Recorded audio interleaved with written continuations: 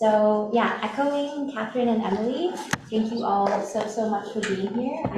My name's Taya. I was an honor student last year with Sam and with others, and I'm grateful to have been invited by Oral to be back to moderate this session. So I'm so thrilled for all of the presentations that we'll have throughout the day, ranging from the areas of education, health and sexuality, policy and accessibility, and identities and intersections and hybridity and identities. But first, we'll be starting with the area of our three presenters here in education within the institution. So Alexandra beginning in the area of sexual education, specifically in the context of UBC and what we can learn from our students here and their experiences. And then Brendan presenting on friendship and network and academic achievements and how we influence each other within this context and support each other. And then Beth talking about ChatGPT and how that is very newly influencing relationships between students and educators. So thank you so much. Please welcome everybody with me, and thank you, Julian, for everything that you're doing. So just to go over how it will go, as you know, you'll each have 10 minutes. I'll be timing, I'll give you a 1-minute visual warning when we're at 9. And then after everybody's presentations, we'll have a question period.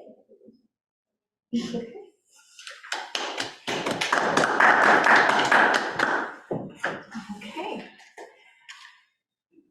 Let me know when it's ready here. I'll just do my timer. For sure.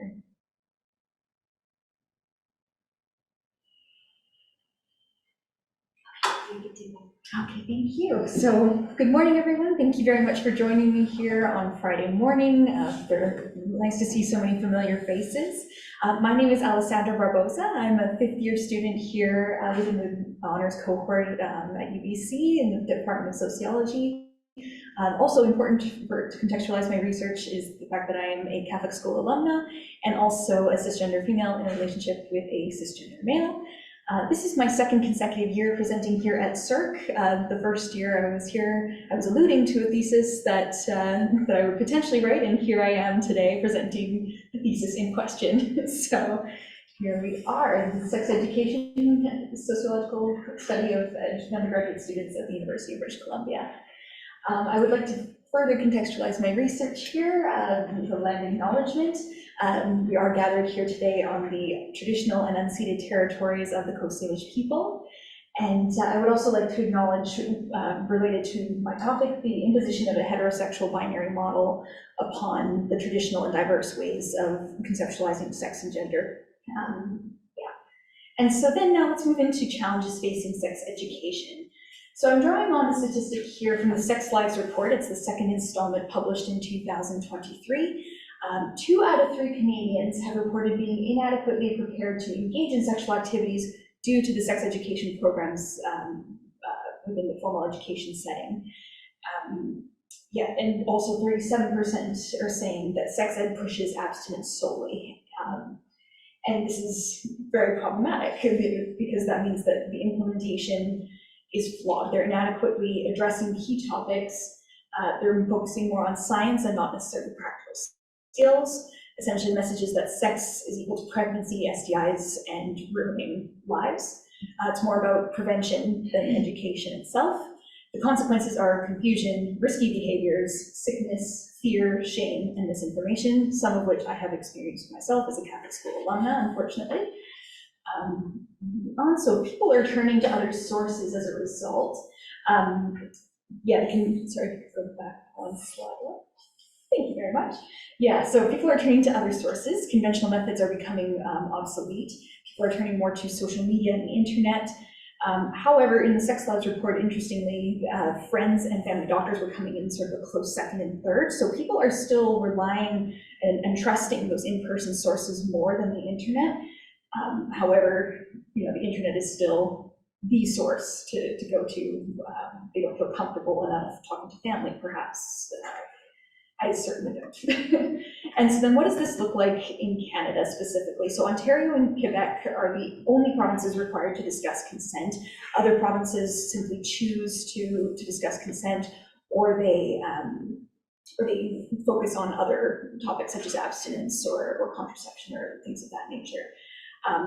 So that's one inconsistency in implementation. And then another is that teacher knowledge, training, and the willingness to teach varies, and so that affects the content delivery and which topics are chosen to focus on.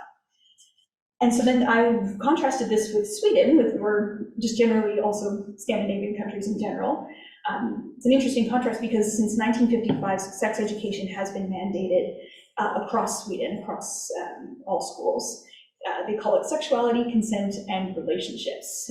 And students are repeatedly required to learn about these concepts from preschool up until their upper secondary years. And it's interesting because it's also centered on trust and communication at the core. They recognize that that is core for self-esteem and overall well-being, which leads into healthy relationships and then into pleasurable sex eventually. And even going back to teachers and addressing that inconsistency I spoke about in Canada, in Sweden, teachers are required to actually earn an additional specialized diploma in sex education.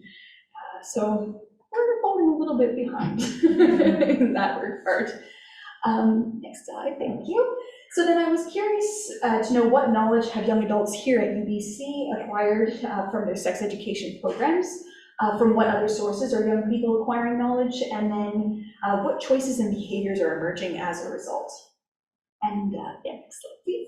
And so then I thought about the type of secondary school attended will determine the knowledge acquisition of specific topics, and that the topics disseminated will dictate sources of knowledge. And I guess what I mean by that is you'll learn about abstinence, for instance, from an educator or from immediate family, but another topic you might consult the internet or other sources.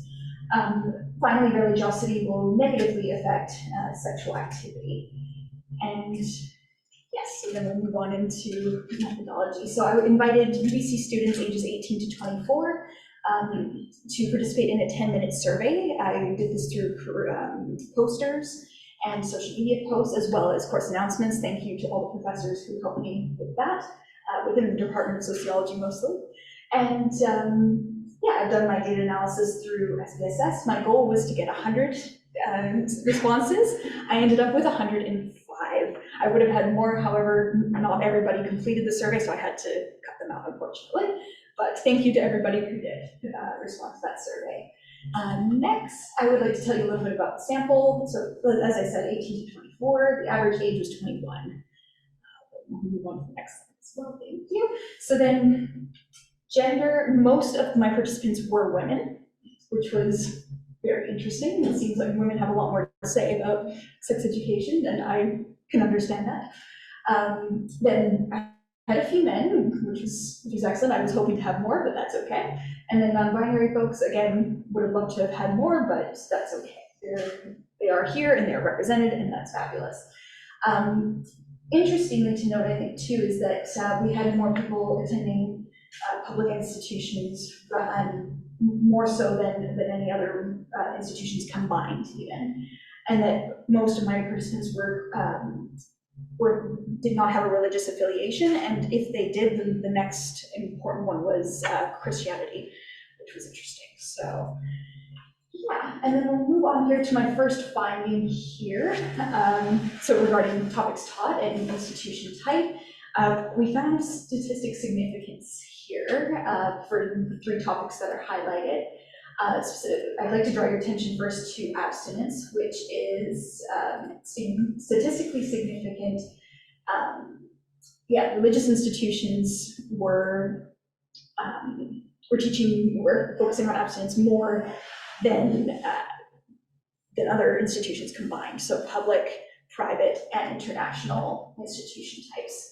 It was this very similar thing for contraception. I think there was an even greater statistical significance, if I remember correctly. This one I think was 0.026. This was 0.01, which was very interesting to find.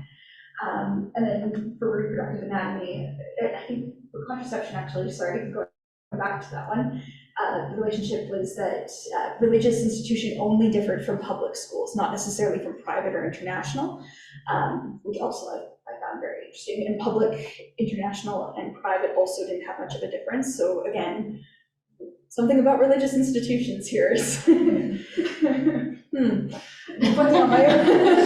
reflecting on my own experience. Yes, that is true. They hardly mention contraception, and when they do, it's not necessarily the most accurate information, as I would learn later on coming to a liberal university. Yeah, and abstinence is definitely not taught as much in relation to other topics, or yeah, abstinence is taught more in religious institutions than others. I'd like to move on to my second finding here, and hopefully not running too short on that. Yeah, so then I talked about sources of knowledge, and I'd like to emphasize that these are selected topics. I have so many findings, and I've treated each topic as a separate variable, so it has taken a long time. Okay, yeah, I've got a lot going on here, but basically what I'd like to highlight through all of these is that social media was among the top 3 sources that people consulted for almost each topic that I looked at. Abstinence is one of them, and contraception type is another. And I'd also like to point out that the percentages exceeded 100 here because the topics were not mutually exclusive. I used a select all that apply question type, and we can probably skip a couple of slides now. Interestingly, I'd just like to say one more thing about religiosity here before I sort of try to close this off. So one more slide, please. Thank you. So yeah, I thought that religious people would be, pleasuring themselves perhaps more often than they would be engaging in oral sex and sexual intercourse. However, that did not seem to be statistically significant, which I thought very interesting.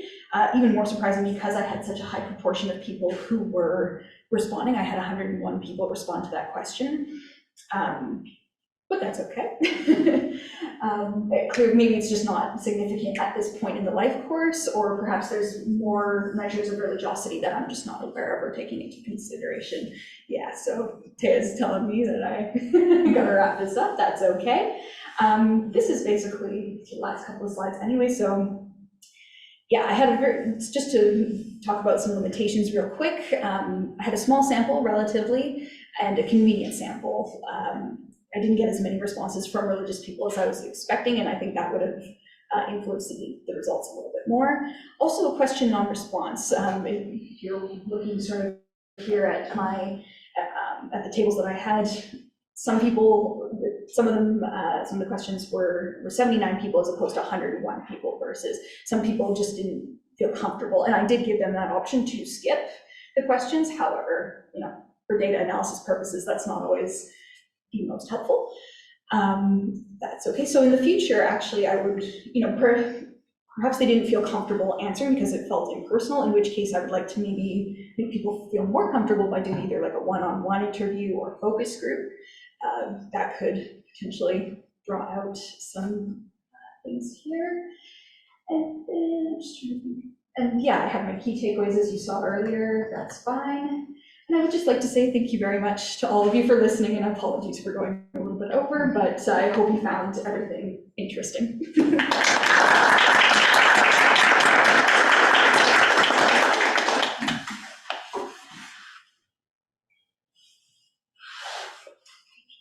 Thank you. Hi, so I'm Brendan. I'm a 4th year honors student here in the sociology department. So today I am going to be talking about my thesis on friendships, loneliness, and academic achievement. So, well, the first question here is like, why is this important? So, well, firstly, why are friendships important? So, they are a source of social support, like maybe through instrumental means, like helping each other do things, informational or like emotional, moral support, and also like good mental health, good emotions, and life satisfaction overall. And for academic achievement, that also is important because, well, for the first 2 points, like economic and work needs, and like also well actually it's also related to relationships. So and then again like good mental health, emotions, and life satisfaction.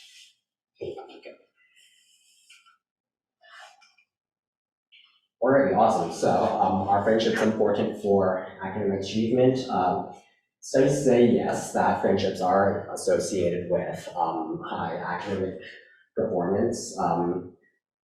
Yeah, you actually find that having friends could be a source of social, it could be a leadership opportunity, also a way to practice social interaction and communication, which are important academic skills.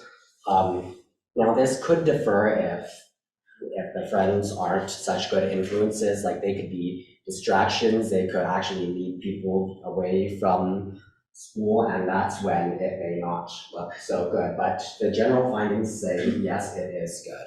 So for loneliness, that also impacts academic achievement because loneliness is actually defined as a lack of friendships, and with positive friendships being associated with academic achievement, loneliness, we kind of see a different kind of inverse relationship, although it is not quite direct. It's largely perception based as well. So like you might find that some people have a lot of friends, but they don't feel a whole lot out of it, or maybe they don't, but they actually enjoy living in solitude.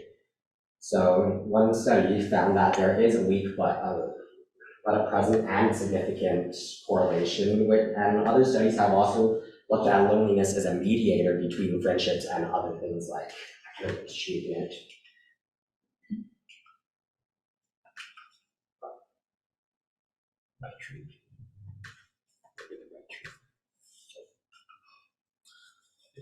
Okay. Is this the one we're doing? I went actually went back, so. Okay. And then the next one. Okay, so my hypothesis in this study is that friendships are positively related, negatively related with loneliness, and then positively related with grades and career skills, whereas then loneliness would be negatively related with grades, and then grades would be positively related to career skills. So for the methods here, this is a quantitative study. I recruited undergrads here at UBC that were at least in their second year of enrollment, so I'm not talking about years standing credit-wise, I'm talking about how long they have been around at UBC, since they would have to report about their previous year's academics.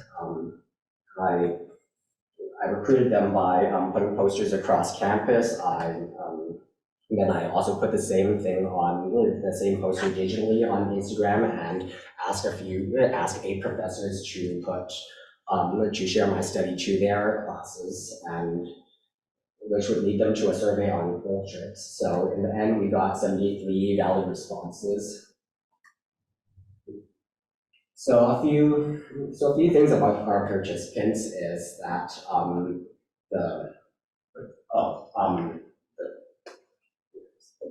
the next slide.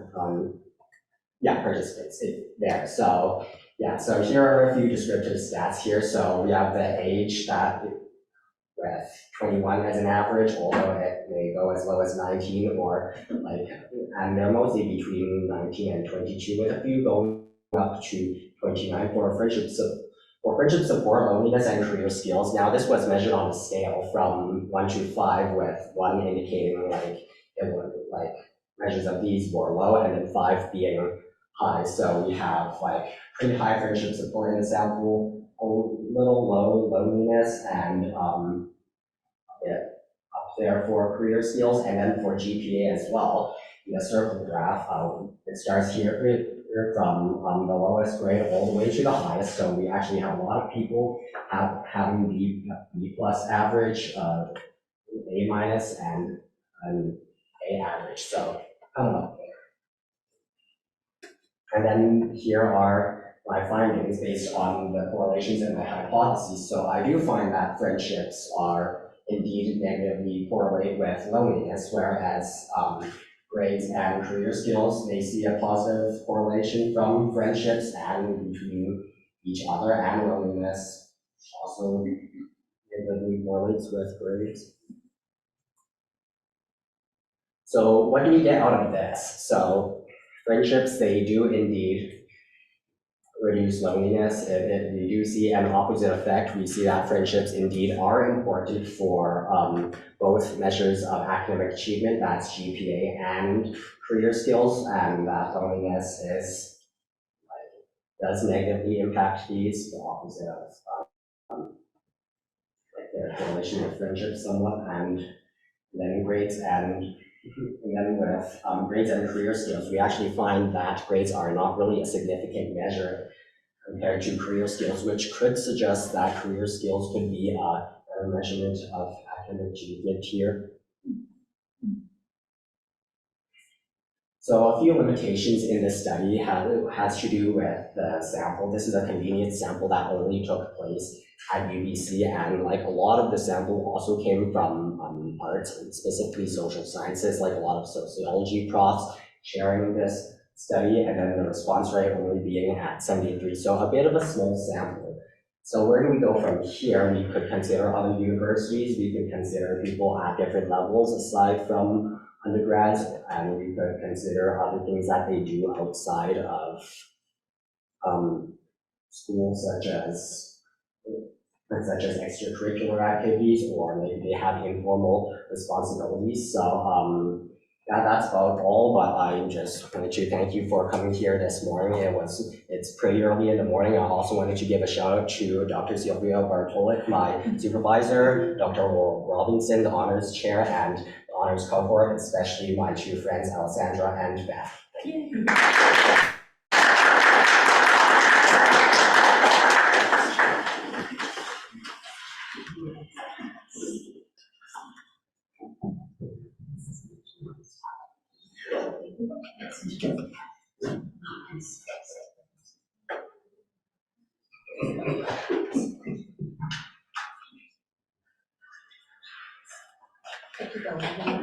Yeah.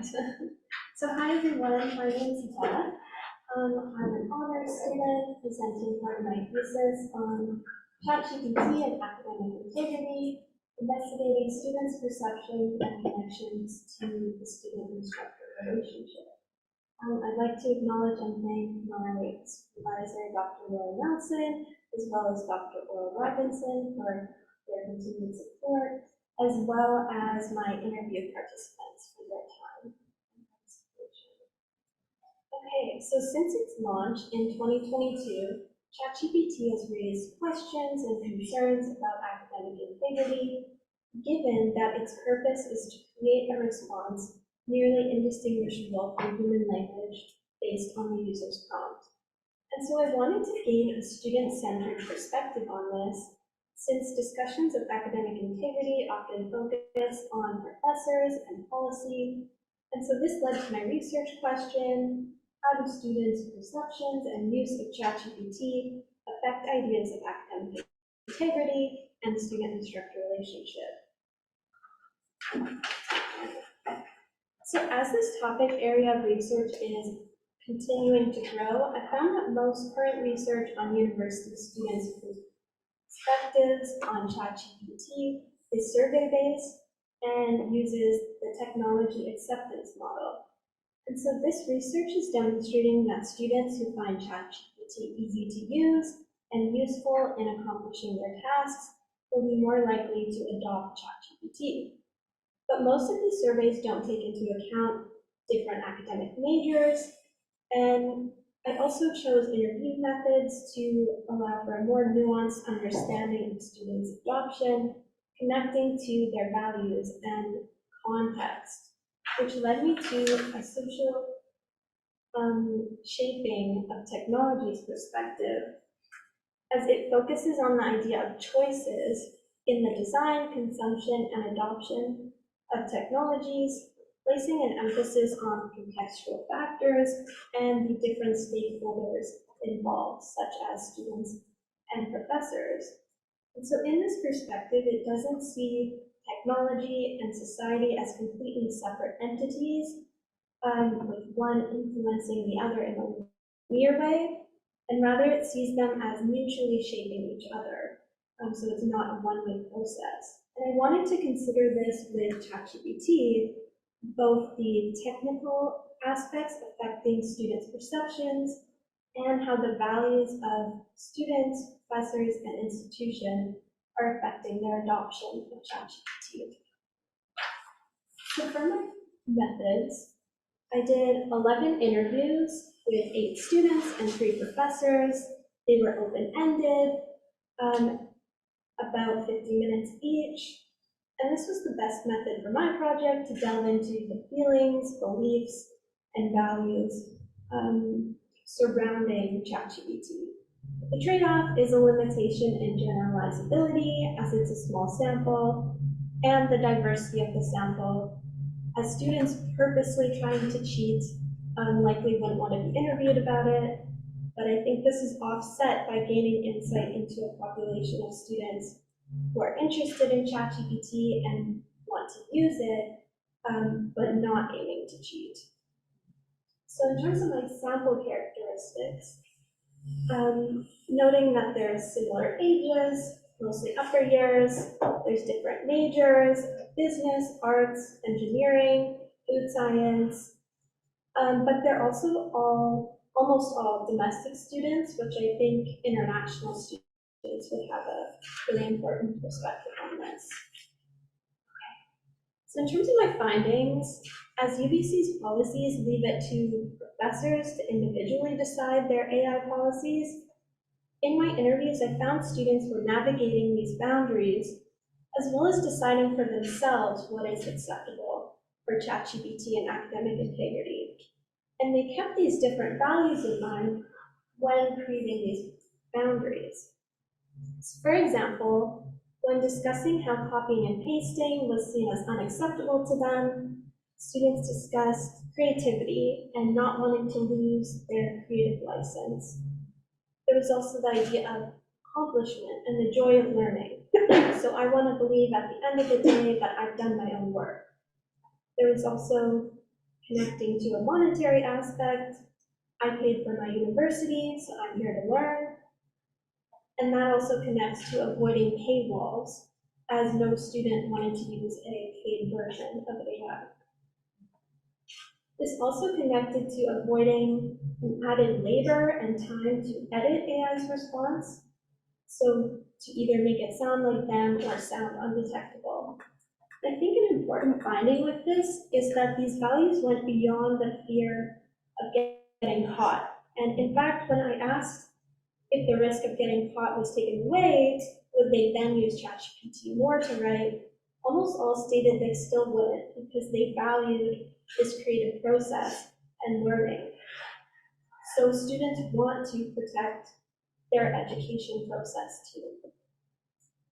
But returning to the quote in the middle, the idea of doing my own work can look different according to the different majors.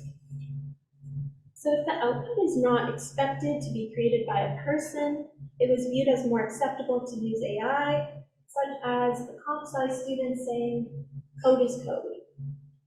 In contrast, for the arts students, in more writing-intensive courses, they emphasize creativity and the importance of the author's voice. This was mirrored with the business students, especially in their writing classes. So connecting these boundaries back to professors, students discussed 3 different approaches by professors: zero tolerance, encouragement, and then no acknowledgement or mention of AI. And in general, they saw professors who were more adaptable to change as more approachable, and discussed it being common for less tolerant profs to be worried for the future generation. And I think this is illustrated well with the constant comparison of AI to calculators and the fear that the younger generation won't be able to do mental math. So the zero tolerance prof saw AI as worse than a calculator, because she saw her contribution to students as teaching them the decision-making process in essays. The second prop is worrying about the future generation in a different way in terms of needing to teach AI in schools as we teach the use of a calculator. So this raises the question of what role we want education to play in prepping students for the workforce. Should we teach them to use AI if they need it for future jobs? Or is the purpose of university about protecting knowledge production as it exists currently? So in terms of my discussion, the technology acceptance model is supported in that students who found ChatGPT easy to use and useful were more likely to use it. However, my research shows how this can vary a lot depending on academic major, what kind of tasks students want to accomplish, their own values of education, and the prof's approach. So it can be quite contextual. And returning to the social shaping idea and the mutual tensions with technology and social values, the technical aspects of ChatGPT are shaping social understandings of academic integrity with its different abilities of ChatGPT. And at the same time, ChatGPT is coming into a context where there's already shared understandings of education's purpose, academic integrity, creativity and learning, and different stakeholders' views, which then affects conceptualizations of ChatGPT and how it should be used. Coming to my conclusions, so students are finding their boundaries with what's acceptable with AI and academic integrity, influenced by their major, the prof's approach, and their own beliefs of creativity and the joy of learning. In terms of future research,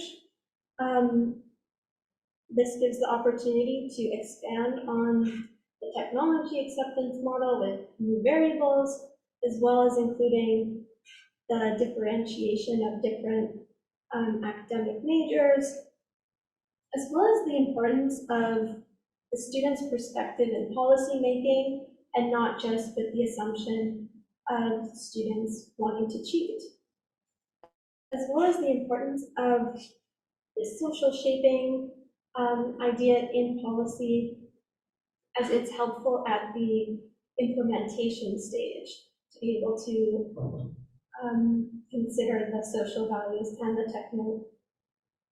technical aspects. Additionally, there should be more research on AI and academic integrity, and learning English as an additional language.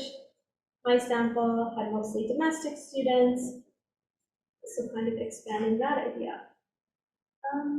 Yeah, but this is a very vast area of research that's expanding, so thank you for listening to me.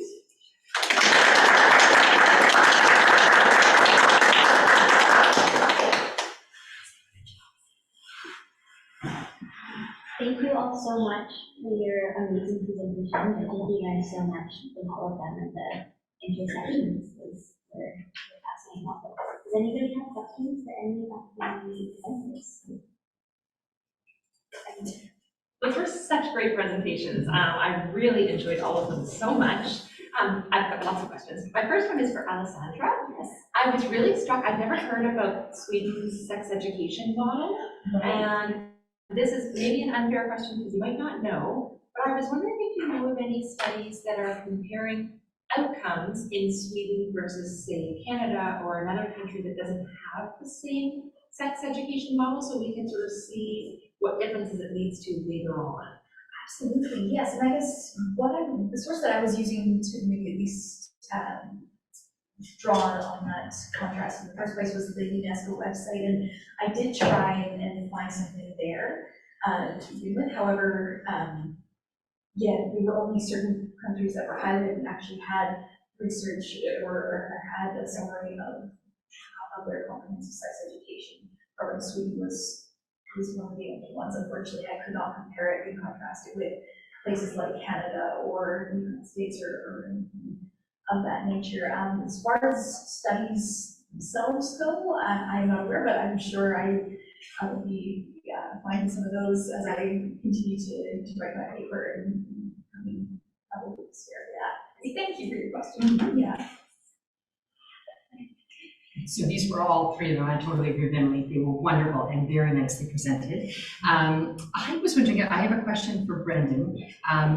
When I think about friendships, I was wondering if you could talk about like number of friendships versus strengths of friendships. So when you thought about friendships, did you ask people about like how many friends they had or how deep their friends were? Because I sort of wonder, we live in a world where like 100 friends, like super shallow, seems not as useful or beneficial as having like 5 really super good friends. So maybe if you could talk a little bit about that, what the difference is between that and what the effect might be. Right, so like, as I came into the study, I thought a bit about both, but then like, I kind of realized going on that it was more quality over quantity. So in my study, I talked about the qualities of friendships rather than the number.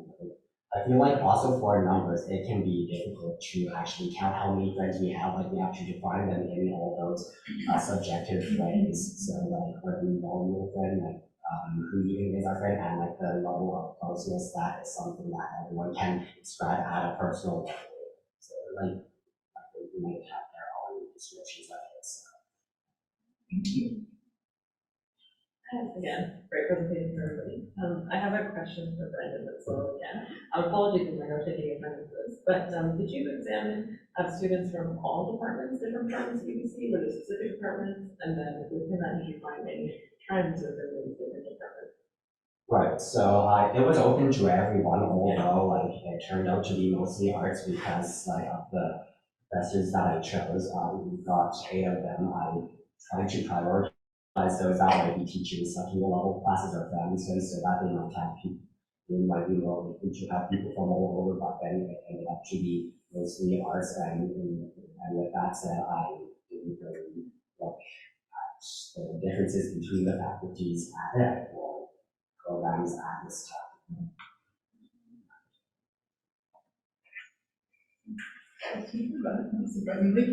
You really awakened these results, and it's really nice to see them. So 2 questions, maybe out of my person. The first one is, you talked a lot about creativity and kind of ownership over work, which was really interesting. Did you find any of your students, perhaps to think that it actually empowered them to be more creative in their work, so they thought that it actually increased their ownership and creativity? And then the second question I have is, given the different policies across professors, did the students, were they happy with that? Did they make the decision, or were they seeking more kind of thoughtful guidance on how to notice this? Yeah, those are both great questions. So, yeah, in regards to this one, I think there's definitely this kind of competing arguments if outsourcing the mundane tasks to ChatGPT allows for more creativity on other tasks. So I did see that in different majors as well, in business, in terms of being able to do kind of that generating idea element, and then allowing the creativity to come in the writing process of writing masses. And I did see that in home site as well, with one student who talked about how they had to take a writing class that they didn't really want to take. But the prof was really encouraging their ChatGPT, so they got to use it for an assignment, and they really enjoyed that process. And that benefited their relationship, because she was interested in ChatGPT, so she talked about it in office hours and kind of continued that relationship. In regards to your second one, yeah, I think an important finding with the different policies of the zero tolerance encouragement and the reading no acknowledgement is students are very empathetic. I think that kind of idea of fair enough was like talked about a lot. So there were certainly like annoyances or frustrations especially if a prof kind of changed an assignment like on the syllabus to make it now like in person and handwritten. But at the same time, it was always met with empathy and understanding, that kind of, that people would have different comfort levels. So I think that, for all the different approaches, it kind of depended on the student if they really wanted to use ChatGPT, if they wanted their professors to be more encouraging. But overall, we're just understanding of the different approaches. Hi, great job, everyone. I had a question for Allie. I was really intrigued by your, like, the people who responded to your survey and just like the demographics. Do you think that just the nature of sex education in Canada may have played into like how many females and how little like non-binary or men decided to take your survey, or do you think there's other factors that are playing into that? Yeah, that's a really interesting question. I think I was hoping to actually talk about this a little bit in my presentation, however, because of the time constraints, didn't really allow for it. Sex education itself from the very beginning of its origins has been very gendered. And so I think just from the get-go, it does draw the people who haven't been included in that discussion from the beginning, and that has been unfortunately written. I was going to cite Michelle Foucault's History of Sexuality, and how in section about the repressive hypothesis, he's saying, from the origins in the 18th century, it's been sex of the schoolboy. It's been this very direct focus, and everybody else has sort of just been either not included in the narrative or forced to exist as this isolated sort of other.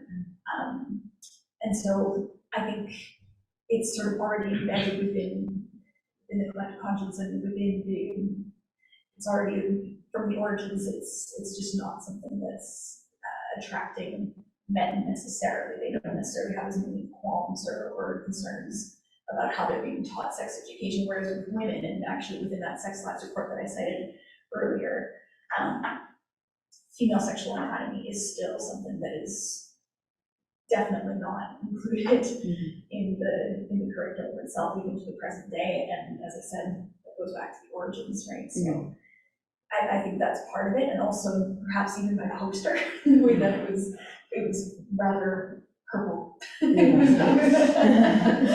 this very dark purple background. I had icons demonstrating each individual, like each group that I was interested in, so cisgender males, cisgender females, and also non-binary folks.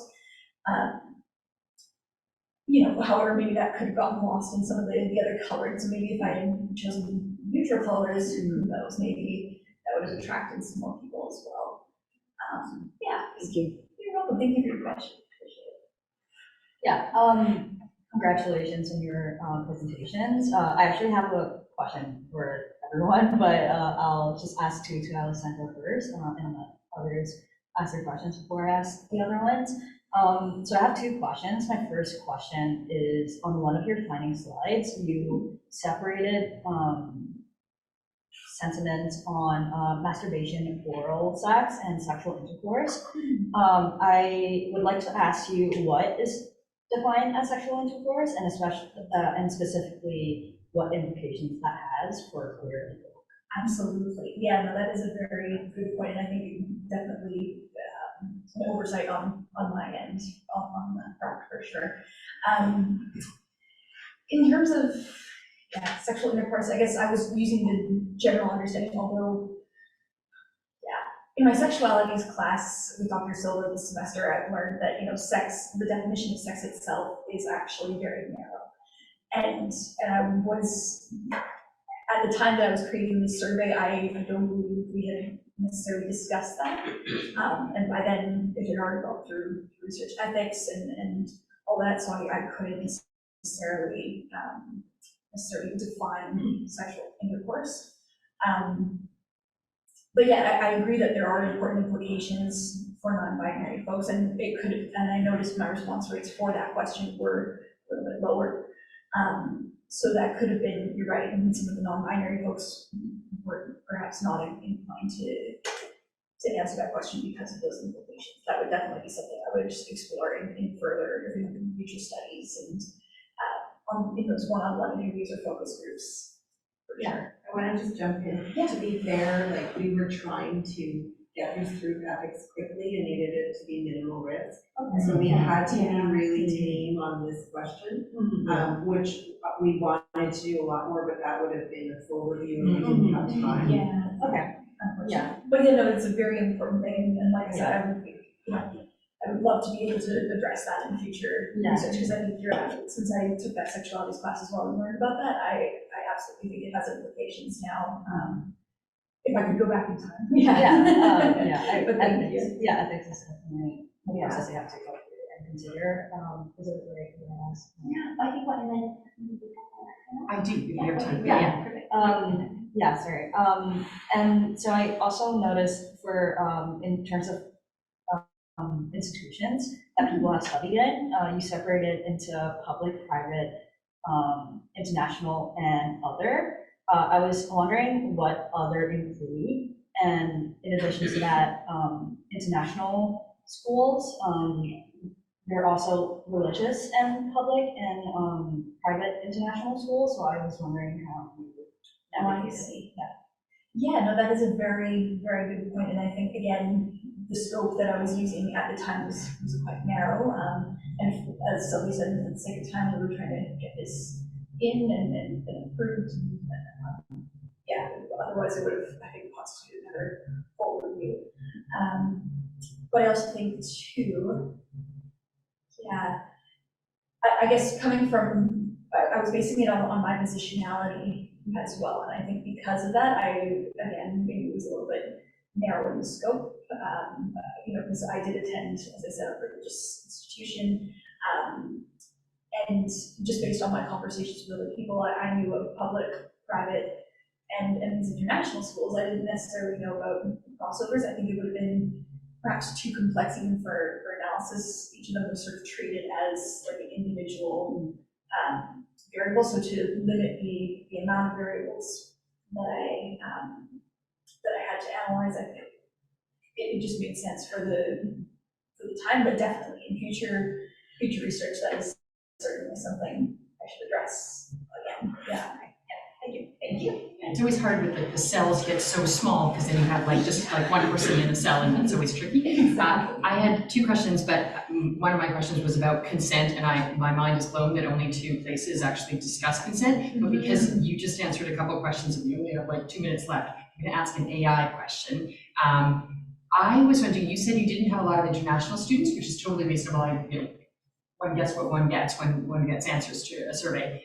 But I was wondering if you could talk a little bit about how you think they might feel differently about this, because I'm thinking about translation software, right? So the use of translation software, and many international students use it, and I'm thinking if I was writing an essay in French, I would 100% use translation software to get me going, and then I would go and clean it up. And I'm wondering if you could just sort of think through how, if you got more international students, would that be a different feeling about it because of this engagement with translation software, which is a type of AI different than ChatGPT?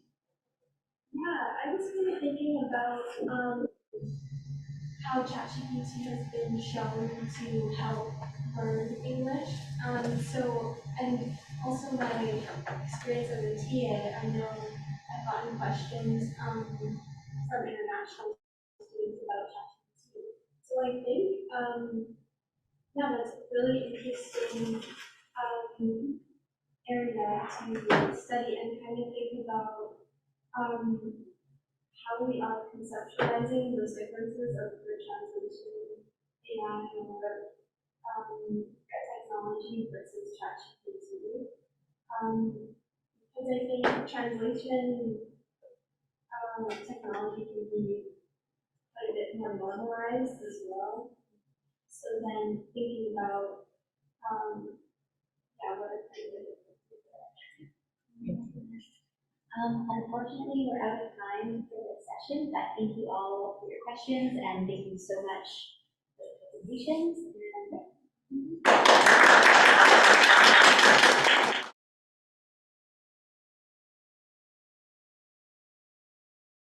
So our next presenter will be Lily Gleason, and the research project is out in the outdoors, and the session is titled Gender and Sexuality.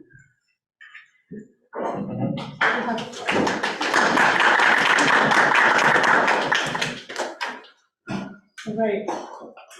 Hello, my name is Lily, and today I'll be presenting my undergraduate honors thesis, Out in the Outdoors, which I've conducted under the supervision of Dr. Tony Silva. This qualitative research project uses interviews to explore the ways that LGBTQ+ people negotiate their LGBTQ+ identities while participating in outdoor activities and communities. What do I mean by outdoor activities? This can range from hiking, backpacking, climbing, but must be differentiated from organized sports such as soccer and softball. Outdoor communities, by this I mean organized outdoor groups such as LGBTQ+ affiliated outdoor groups as well as general outdoor groups, and can also include independent friend groups outside of organized groups. It's also important to contextualize this discussion with the historical context of the outdoors. Historically, the outdoors has been very cis, white, male-dominated space, and this I'll discuss a little bit more in my literature. While conducting my literature review, I found that the literature fell into two main sections.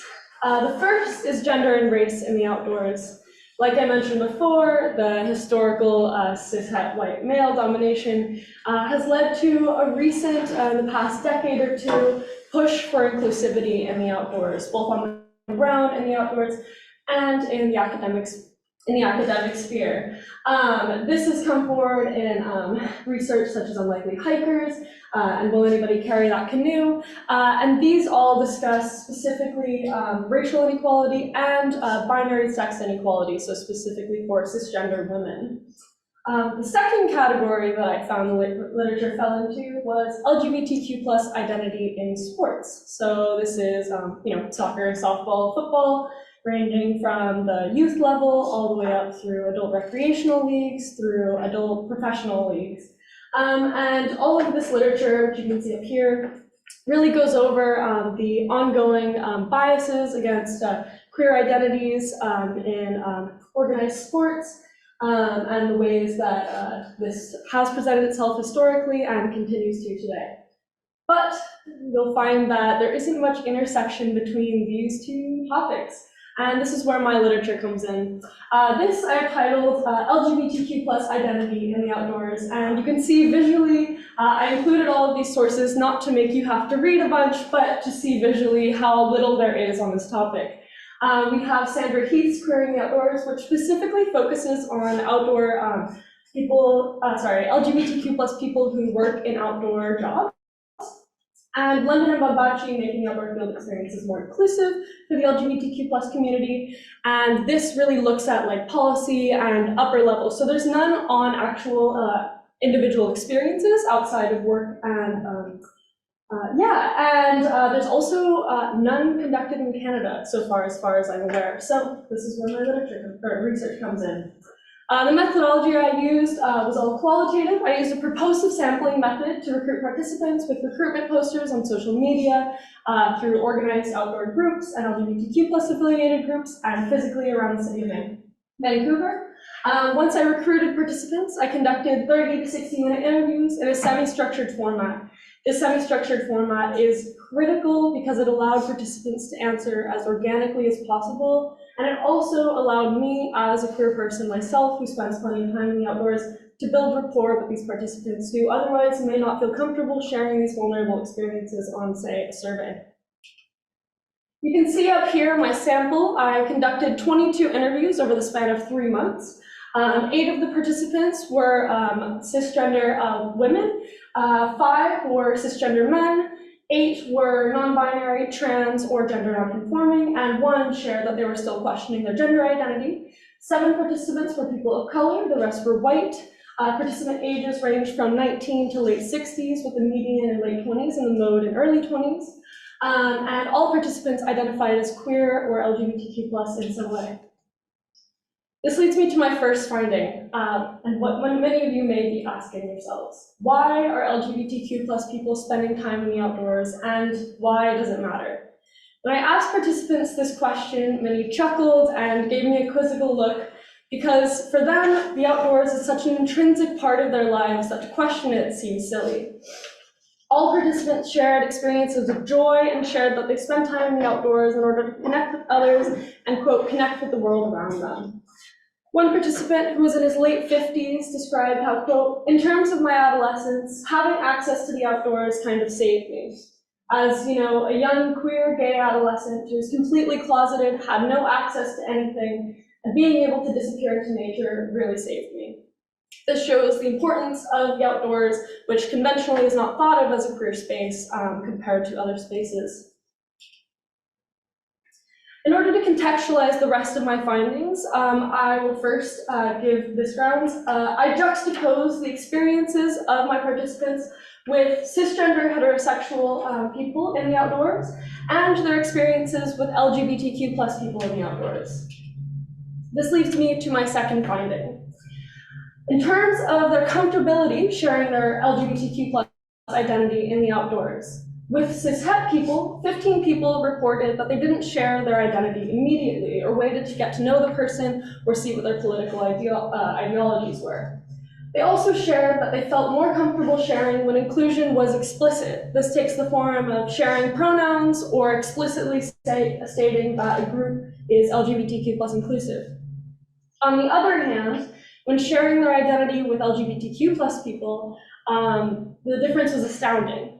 When I asked people about a time that they shared their identity in general in the outdoors, most people shared a positive experience specifically with another LGBTQ plus person. One person described how, quote, it's not something I really talk about just to people in general, but in queer spaces, I'm a lot more open about it. This goes to show the importance of queer community in the outdoors and the role that it plays in people's levels of comfort. I also found one participant shared that when they moved to a new city and were trying to create community in the outdoors, they said, quote, I feel like I have to compromise my queer identity to get that. I feel like these two parts of myself are like kind of competing in a way. Because I feel like there are a lot of outdoors people, they're just a lot more laid back and chill. So I feel like if I really started acting flamboyantly or being open about queer things and just talking the way I talk about things with my queer friends, that would be weird and I would just not fit into these outdoor groups, end quote. This is very poignant and leads me to my next finding. When asking participants about how they felt the attitudes towards LGBTQ plus people were in the outdoors, specifically from cishet people in the outdoors who make up the majority, people described a wide range of attitudes, but the most common was an attitude of indifference. We often perceive inclusion and exclusion as a binary. However, like many things, it exists on a spectrum. One very poignant example of this was from a participant of mine who described how over the last 3 years they had worked as a sea kayak instructor. They identify as non-binary and described how every morning they were faced with a decision between sharing their they-them pronouns with clientele or not. The reason why they would not is because if they did share it, they risked losing a $600 tip, which I think you can all understand is a very difficult decision to be put in. Because inclusion was not explicit, they inherently felt excluded. Their identity had not been welcomed in this space, and they didn't feel comfortable sharing it because of this. And by not sharing their identity, quote, they felt like they were sacrificing a part of themselves for their job. Another participant described how, quote, indifference is a certain type of hostility, not in an overt sense, but in the sense that an indifference to a history of inclusion is not indifference. There's no neutral position to hold within that structure. This is very important when discussing things about inclusion and exclusion, and positive and negative attitudes toward LGBTQ plus people in the outdoors. This brings me back to the literature. In terms of discussing LGBTQ plus identity, we cannot discuss queer identity without talking about the outdoors and other conventionally not queer spaces. Similarly, we cannot talk about inclusion or exclusion in the outdoors without talking about LGBTQ plus people and the intersections between their different identities. I'm very excited about future research for this topic. I specifically am very keen to see more research on masculinity and experiences of LGBTQ+ people in outdoor community and spaces, especially in regards to non-cisgender identities. And I'm also very excited to see more discussion about intersecting material and systemic barriers. Thank you. This has been a very exciting research piece to conduct, and I'm excited to contribute to the very lacking literature on this topic in order to bring up more conversations in policy, group discussions, in organized groups, and in the outdoors in general. Thank you.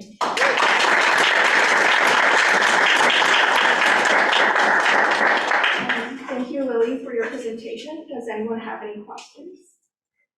I think we saved them for the end of this time.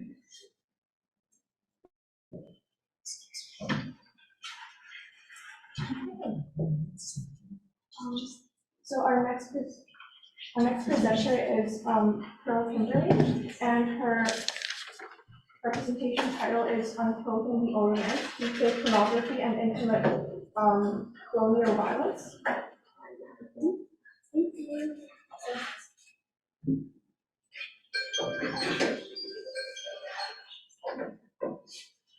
Let me know when I can start.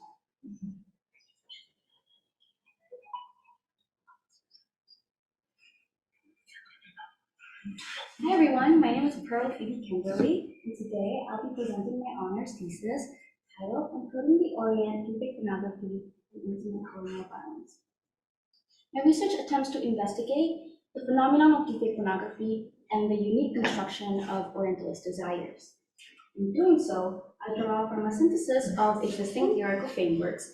Mainly, I draw from Foucault's work on power, Said's Orientalism, and Anne Stoller's work on the sexual politics of empire. As you can see, it's visually depicted in this unedited picture of myself and the crew jumping into the sunset.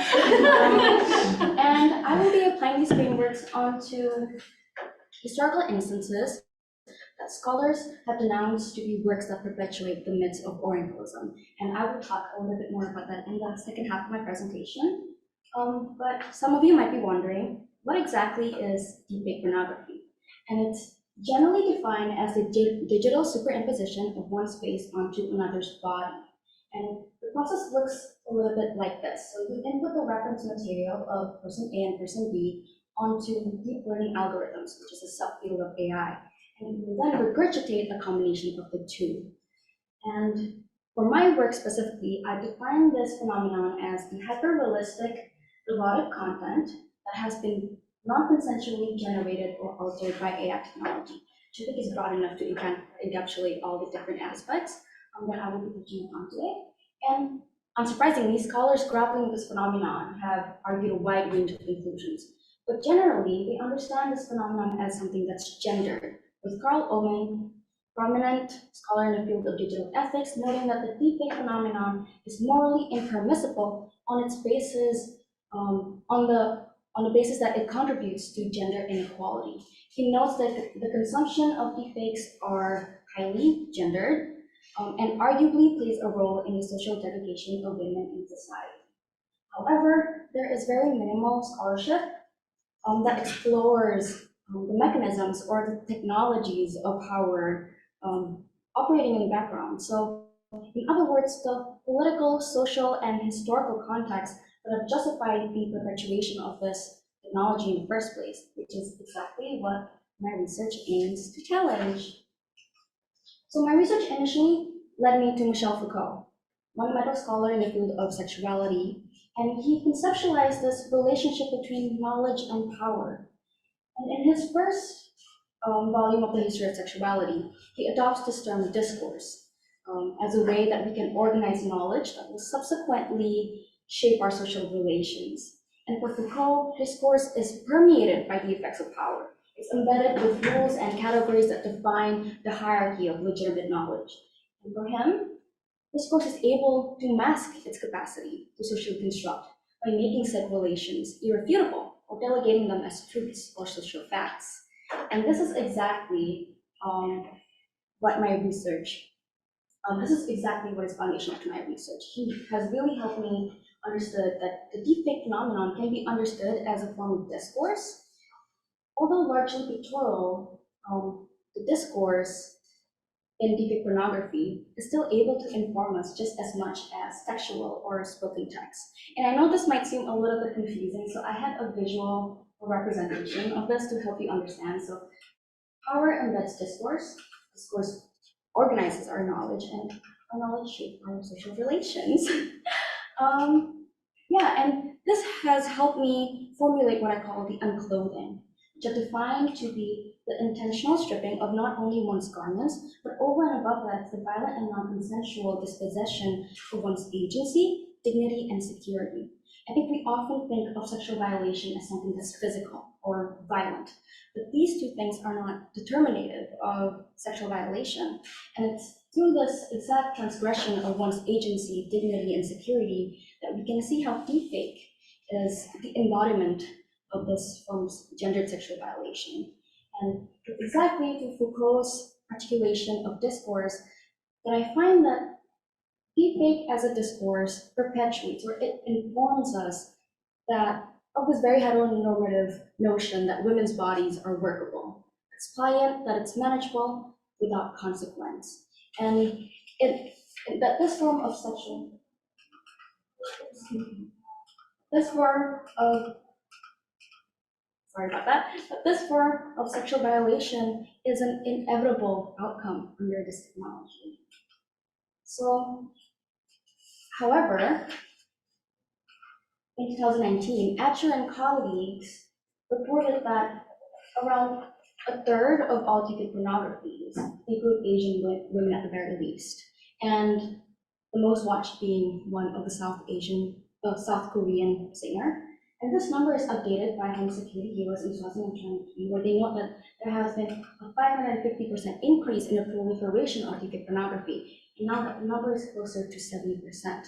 And I want to note here specifically that these reports are Western-based, and these reports have actually been supported by Popova's digital ethnography of deepfake sharing platforms, where she found that the comment sections on these sites are populated with requests for deepfakes of Bollywood or K-pop stars. So as you can tell, there's a very, very deep racial element to this phenomenon. But Foucault's work on race has been marginal at best, so I turned to these scholars, Edward Said and Anne Stoller. And Edward Said conceptualized this term, Orientalism, to denote the distribution of geopolitical awareness into aesthetics or scholarly texts have been used as mechanisms to perpetuate the colonial rule. For Anne Stoller, she notes that our most intimate and private relations are most critical sites for the consolidation of imperial power, noting that no matter how private or intimate, our relations cannot exist beyond structures of imperialism. And this has been incredibly useful for me. But at this point, I'm like, I can see how deepfake pornography is racial or colonial, but I really wanted to make sure and solidify my findings. So I turned to Paul Gauguin and illustrations of the savage. And as you can see here, Paul Gauguin, I keep messing this up. I'm so sorry.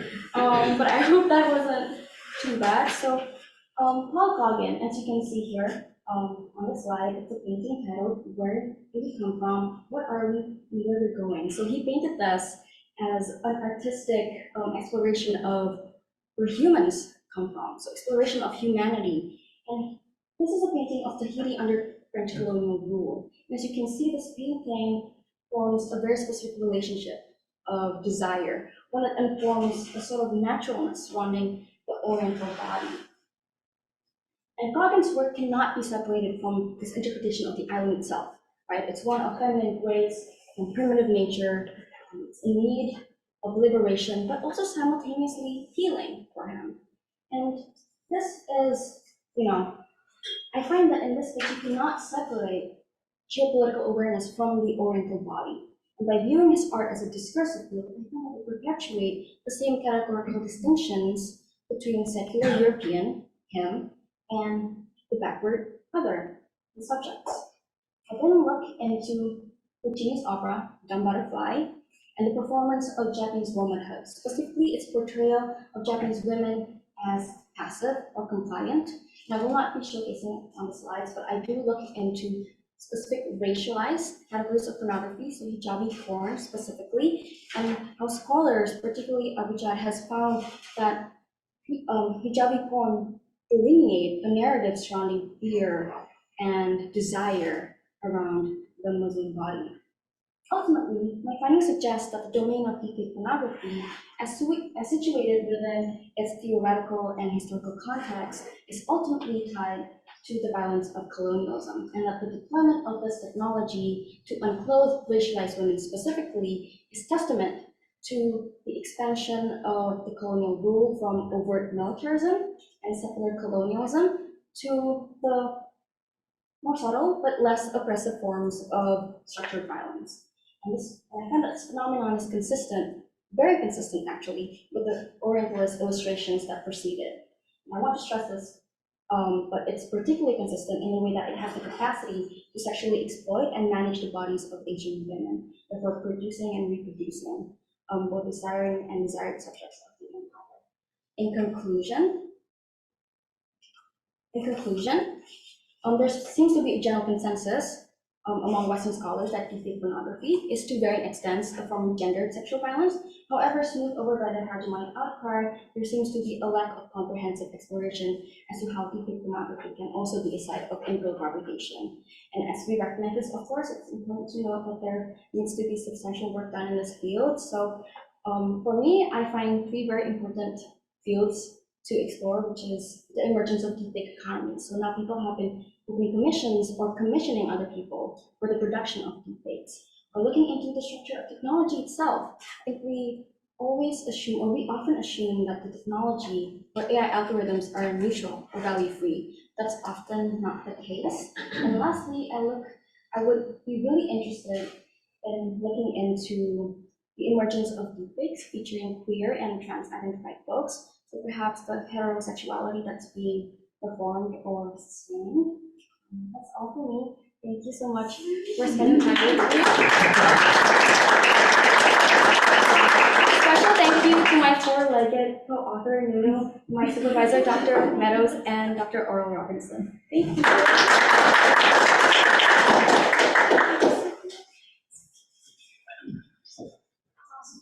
Thank you for the presentation. And the next presenter is Bernard. Bernard's research title is Beyond the Sex Gender Binaries, Future Identities through the works of Goffman, Butler, and Smith. Thank you so much. Hello, everybody. Just press this right. Hello, everyone. I'm Gurnur. Welcome to my plain white slides. Today, I'm talking about what I think is a community that inherently defies the binary of sex and gender. We saw the video about who they are and how they look like, because that's the most interesting part of the community and how we identify them so far. Okay.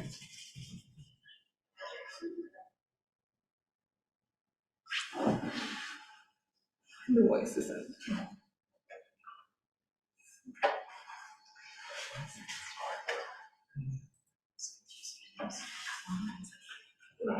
Sorry.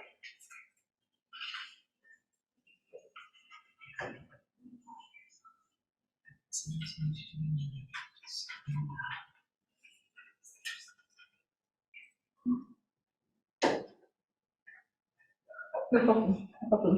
So you can do it on the screen, on the tiny, yeah. Sorry about that. Okay. I know who I am. It's not the body. It's in the heart. You know what thing? It's in the heart.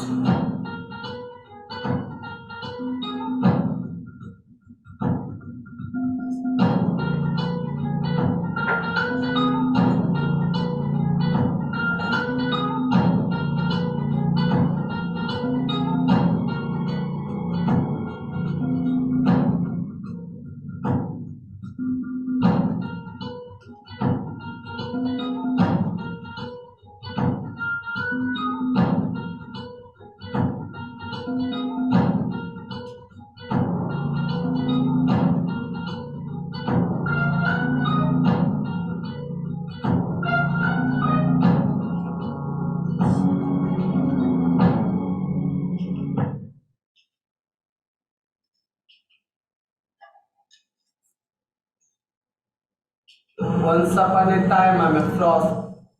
Thank you. So my position, speaking today about the community, it has to go to the next page. The next page, please. Yes. So I'm an outsider. And when I talk about myself as an outsider, I am often asked, who are each of us? How do we define them? How do we identify them? And my one answer is that I don't know. And the truth is that no one really knows who each of us are. And I want to, throughout this presentation, reinforce this ambiguity, because this community has been quantified and analyzed through these terms that don't represent their actual identity, because no one goes within these communities. And therefore, I'm asked in effort to humanize this research of where did it start. And when I grew up, I was about 10, 11 years of age, my uncle was at home, there was a wedding that happened, and the people dressed and looked like this who came to my house, and I was like wondering, they look like my father, they have hair on their face and their bodies, but they also dress like my mom and wear saris, so who are these people? And my uncle was like, don't talk about this, it's stigmatized, but go ask for their blessings. And this community was, before colonization, known as the most loyal courtsmen of rulers and of Mughal Raj. So when they used to go away, they used to wait for them and be the ones who used to be the most loyal part of their court. But now, they live a cyclical life of being in the lowest strata of India and in South Asian countries. I'm from India, so I speak more about India today. But they are now trapped in cycles of coerced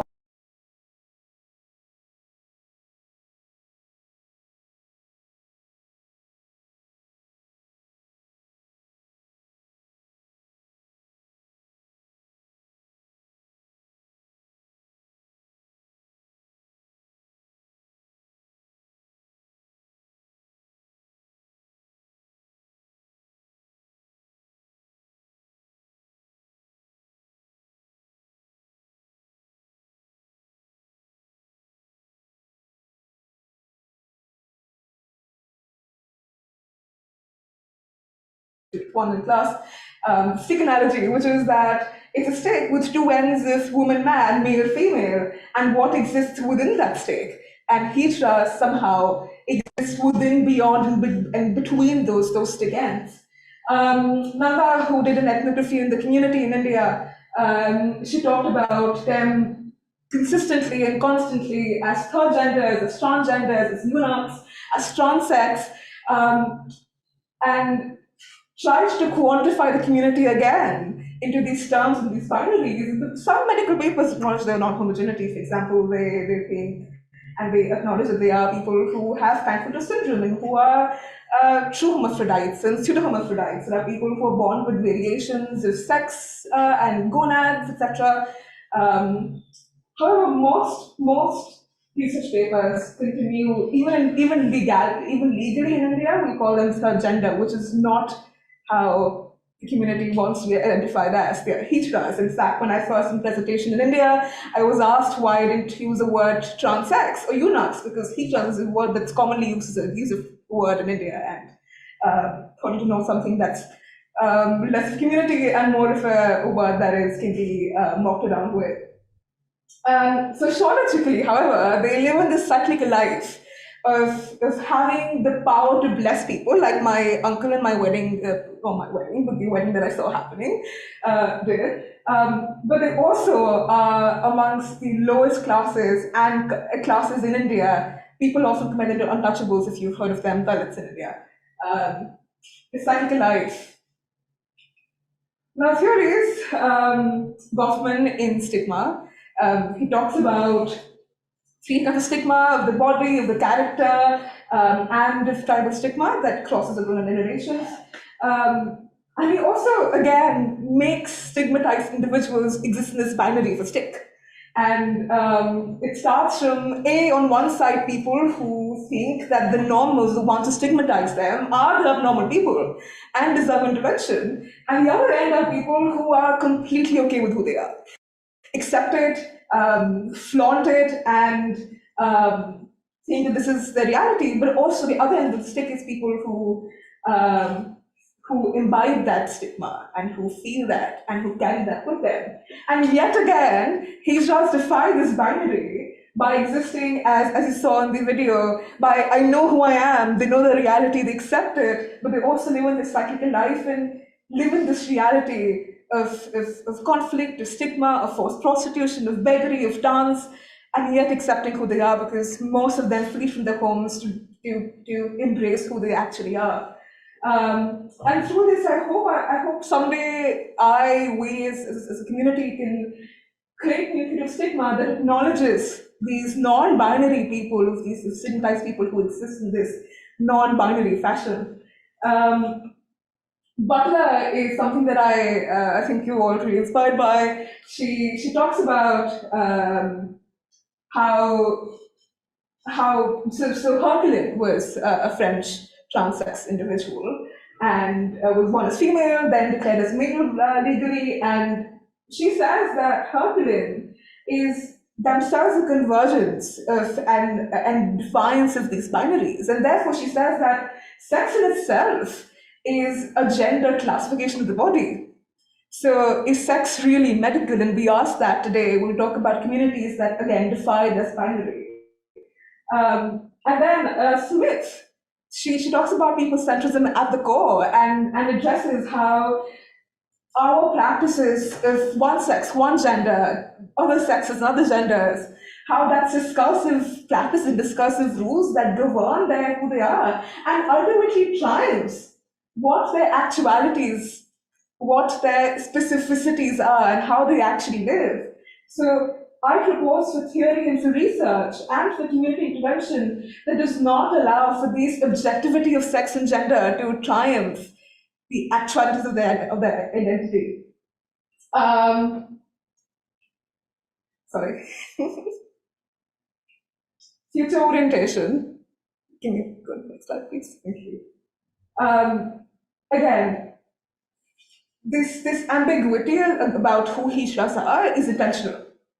I, again, don't know who they are. And the research that talks about them classifies them, quantifies them, and I am incapable of describing who they are, and so should scholars who are not in touch with the realities. And I propose for research today and for community work that talks about not who is a hijra, but what is it to be a hijra. That talks about construction of who they are and the reinforcement of people-centric work that goes into the community and talks about their identities from their perspective and from who they are, from their standpoint. And what better way to, next slide, please, thank you, to do this except talk about, sorry, yes.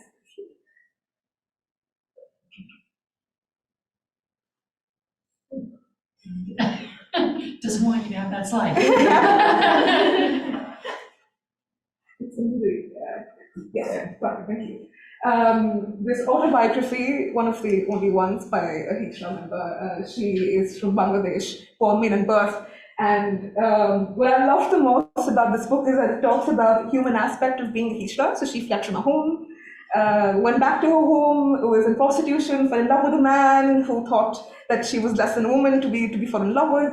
And there's one line that particularly strikes me, and she says that, I have to work and I have to be out there, I have to earn money, do everything.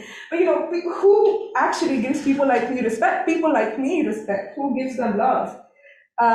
So again, going back to these first-person narratives and going back to research and community intervention that does not subjugate them into these, again, binaries and these discursive practices that Smith says is the key to progressing further.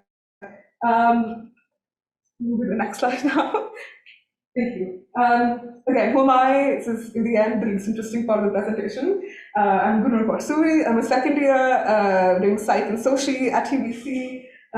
Hopefully one day in honors, like my peers here. I credit Dr. Vivaldi, who I worked with in this presentation, and my high school teacher, Mamtasa. That's my email, and questions for later. That's all I have.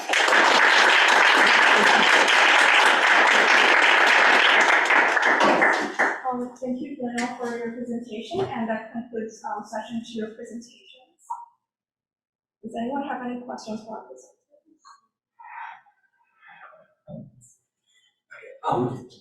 Excuse me.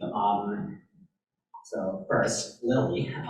So I mean, I just wanted to also congratulate her for her sample size. We talked about it in honors tutorial, but like that is pretty good. Like 20 interviews, and like you got age diversity as well. So about what are your findings? Maybe I missed it, I'm not sure, but like what was the difference between LGBTQ plus and like non-LGBTQ plus people and like the reasons they were in the outdoors?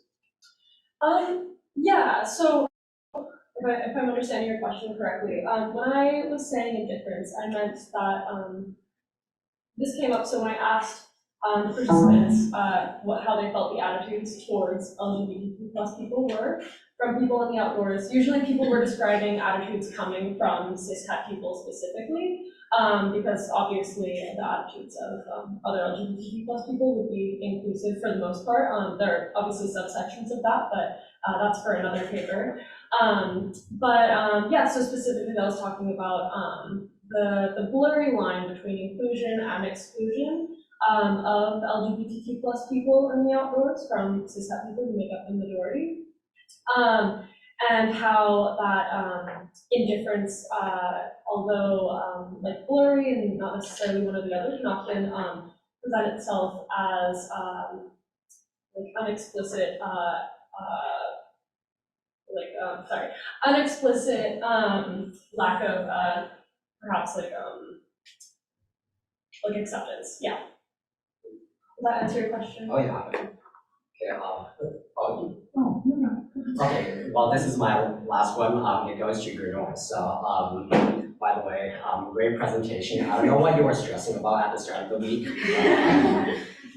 Well, two things. So, one quick one is like what?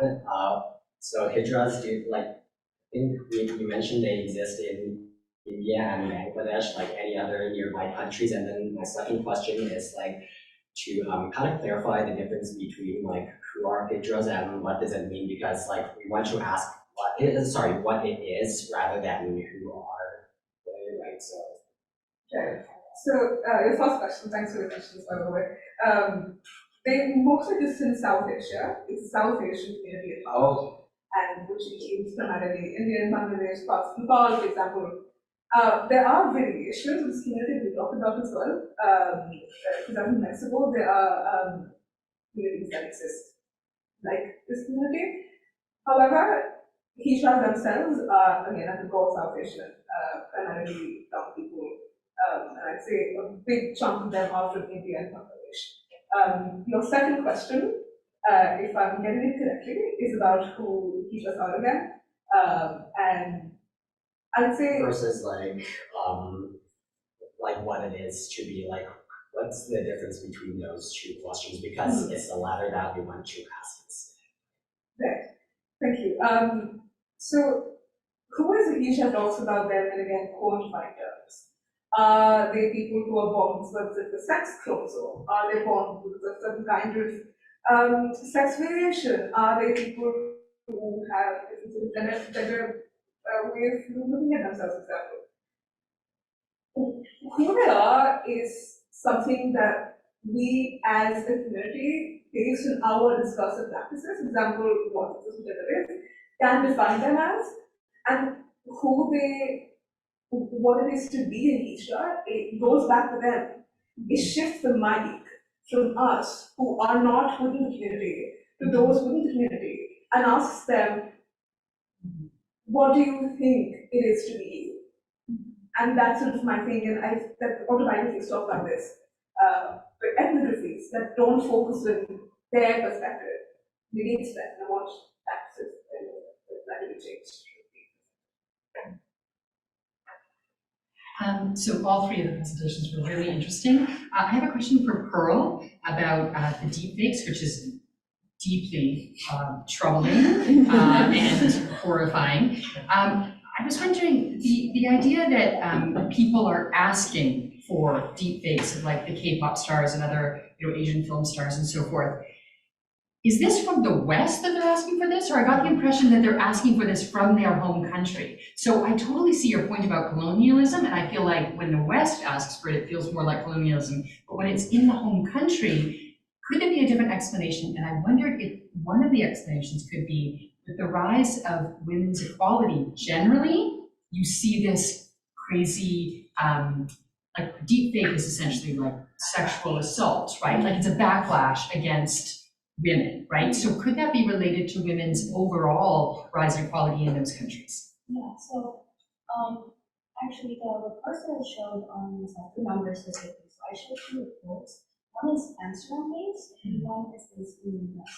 In terms of the ethnography, it's UK based. So she did ethnography of Western platforms. So there's a geographical asymmetry between who is featured on the deepfakes and where the deepfakes are featured for Western platforms. So I would assume now it's definitely both.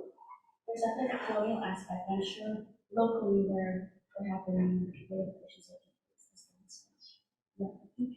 Yeah, that would be a good point. I think it's both.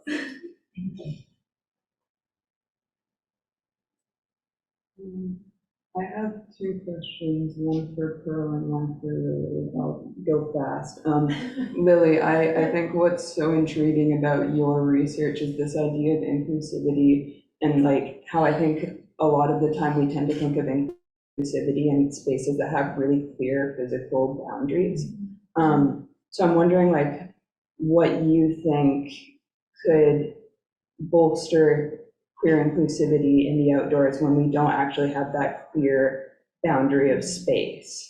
Yeah, absolutely. A lot of different things came up with this from participants.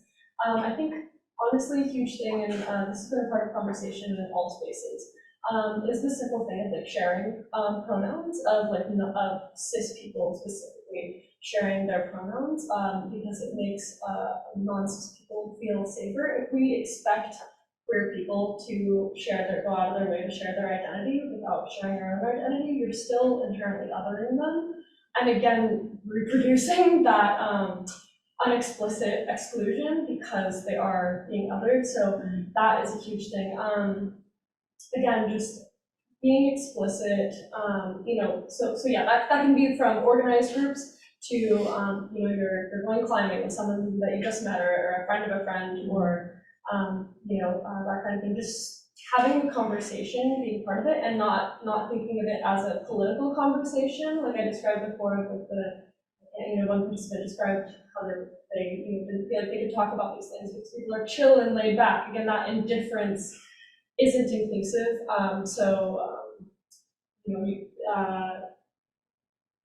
Identities, like queer identities and other identities are inherently political, so to not have those conversations is inherently exclusionary. Thank you. And then Pearl, great job on your presentation as well. All of you did really great. I was just wondering if you had any insight as to like the class characteristics when it comes to the creation as well as the consumption of the deepfake pornography. Sure, it's definitely something it's not a writing my paper, obviously because of parents' suspicions, it's not something that I can explore. However, according to the reports, a majority of deepfakes are of celebrities or well-known people in the entertainment industry. So in terms of class relation between those consuming and those featured, I don't think there's like a distinct class aspect. But I know that in terms of the reduction of deepfake sharing, deepfake producing sites have actually added premium. So if you want an HD 4K video, you have to pay monthly. So there's definitely a class aspect. I just have not been able to explore it in my research, but it's definitely, I think, if we choose it, it's a big field in this phenomenon. I think we need to explore. Thank you.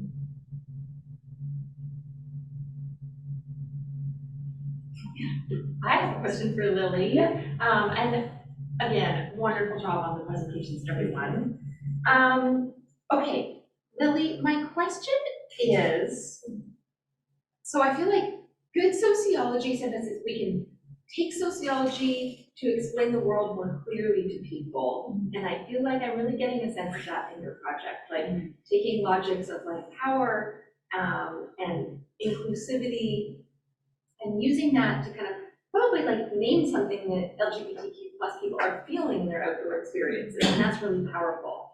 I'm wondering if there's like the other thing that sociology can do is to take these real world experiences and use those to explain something about sociology that we don't know or understand as well. And I'm wondering if there's anything in your very rich data set that you feel like is building on a sociological concept that you've encountered in your time here that wasn't as clear either for you or in the literature. Does that make sense? No, that's a great question. There's so much data to choose from, and remember from the 22 interviews. I think it again comes back to these conversations in sociology about what I talked about already, but about inclusion and exclusion, and I think just bolsters that point of looking at it from more blurry way, and that it's not just a binary of exclusion and inclusion. I obviously take a lot of my thoughts from Butler and a lot of the idea of spectrum in so many ways with that. And so adding to the things that she said about the spectrum of gender and dismantling that. And I think again, because this is a space outside of there are no boundaries around these spaces. So conversations that are had about these things are much different than they are in spaces that she discussed. Not necessarily that I think her research is limited at all, but I think it's just adding to the conversation with these things and adding to the conversation in general of sociology, sexuality about sexuality isn't just having sex with another person. It's an identity and it's intrinsic to their life. And if I can just do a quick add-on, when you were talking about indifference, it made me think a little bit about the discussion of colorblindness, and I was wondering if that comparison came up for you. Yeah, not specifically the discussion of colorblindness, but I did have participants of color, and I would love to have the time to delve more into this in a future project, but a lot of people of color in my study described how they also felt like kind of excluded because of their visible identity, and so it was interesting how it came up with their identity because some people is more or less visible, and so it would be interesting to bring that up in another study comparing those things and how it comes into conversation, especially when fairness is visible.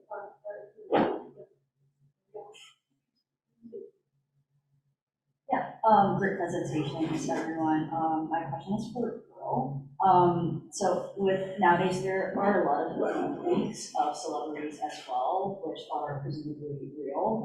And then with the power of AI and deepfakes, I imagine it to rival kind of real footage as well. I was wondering, in terms of legislation moving onwards, do you think there are grounds, for example, like you said before, there are mostly celebrities? Do you think there would be grounds for defamation or other legislation that you could use to create acceptance? This was a big legislation for the monarchy. I think it has a big part, the biggest part of contributed to was it takes a fair step versus moving on earlier this year. And I found those regulations using deepfakes actually shifts the responsibility from these deepfake sharing platforms, or platforms that allow you to create deepfakes onto those who distribute with the individual. So I think it's a definitely interesting take on regulations. I'm just talking specifically about Taylor Swift because I explored it in my paper. she actually did take actions against the individual and not just, Twitter as a platforms that allow the users to circulate the content, even the websites that have allowed him to create the content. But I think for my research, I really want my research to be one perspective that can, hopefully attempt to investigate the phenomenon of complete pornography as both gender and colonial. And I think it's a good opportunity for policymakers to really look into regulations as a way, as a way to make the regulations more dimensional. So not just a gender thing, not just a race thing. It's everything is interconnected, and all oppressions usually build on colonialism. So it's a really good opportunity for policies to delve into the root causes instead of just affecting the responsibility onto the individual, or letting the bigger platforms kind of just win the lead. I hope that answered your question. Yeah. I went on a tangent there, but. No, that was really helpful, thank you. I just have a quick follow-up question on that question actually. You said that 70% are Asian, identifying women keeping porn, but you mentioned Taylor Swift as being an example of the legislation. So my follow-up was that is legislation that's been done mostly to benefit those of white ethnicity, and is that continuing this vulnerable expression, and is this legislation coming out of countries like the US, or is it happening in Asia? Because big sharing platforms have been mainly Western platforms, I think that has not been a substantial work done to really look into how people affect visual opinion. And certainly big names like Taylor Swift. I remember specifically when people of Taylor Swift were circulating, they actually shut down the search bar for Taylor Swift on Twitter. Because she's such a global name, different politicians, US politicians, who went onto Twitter and just be like, say Taylor Swift on this technology, but again, no mention on race or colonial dimensions to this phenomenon. Yes, definitely, in terms of racialized things, the actions that we do in the specific countries. I know in South Korea it's a really big issue. In South Korean people actually have to block deepfakes, so it wasn't really big, actually like 53% deepfakes. So I know there's a lot of legislation there. But there was sorry. What was that? Yeah, so I know in South Korea they've been cracking down on this. But I don't know as much about the legislation.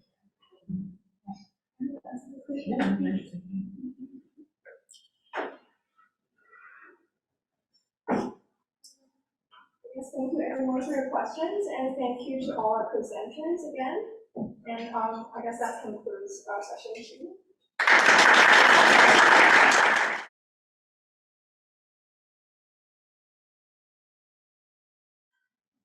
Okay, hi everyone. We're going to start on our third session. This session is focused on health and sociology. All three of our panelists are going to be looking at the intersections of gender and sexuality with our daily experiences of health. So we're going to start off with Krisha presenting on motherhood and womanhood in this chronic illness.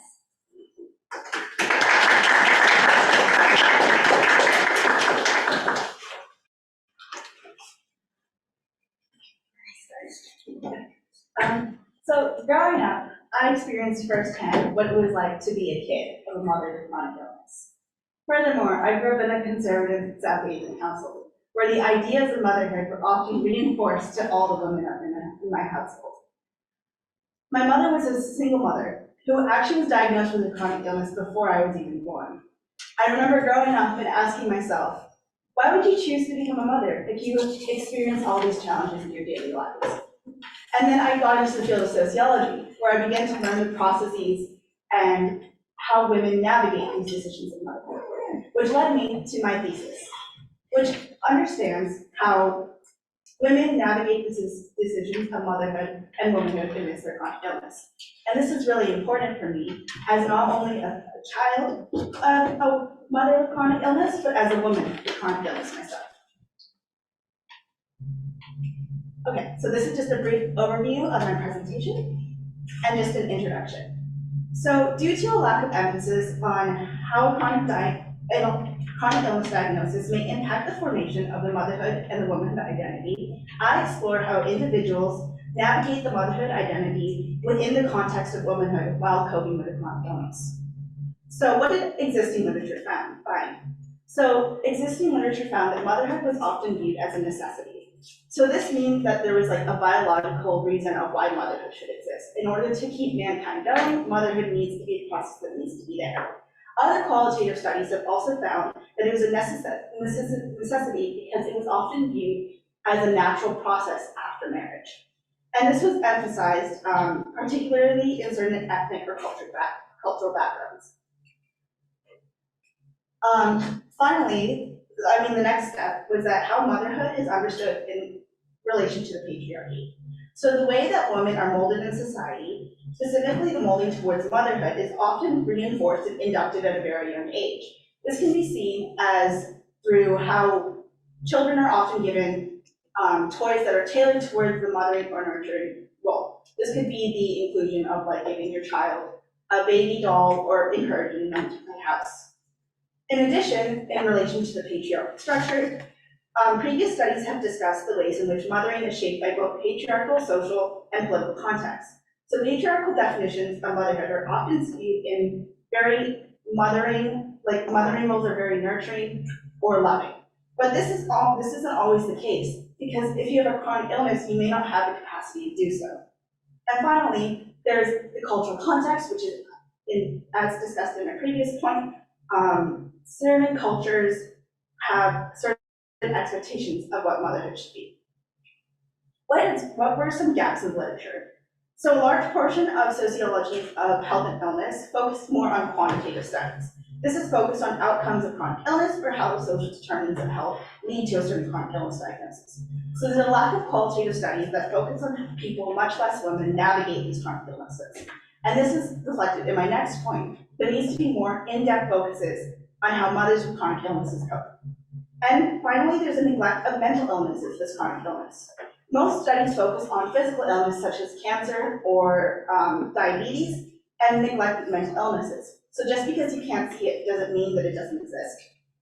So for my methodology, I conduct a qualitative study that focuses on interviews with 3 participants. I do 2 interviews, the first one focusing on the intersection between motherhood and womanhood, and the second one focusing on how women navigate motherhood with a chronic illness.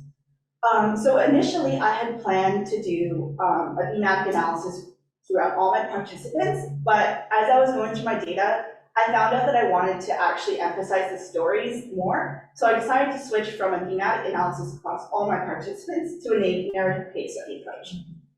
So my first participant, Nikita. So Nikita is a middle-aged South Asian woman with a diagnosis of multiple sclerosis.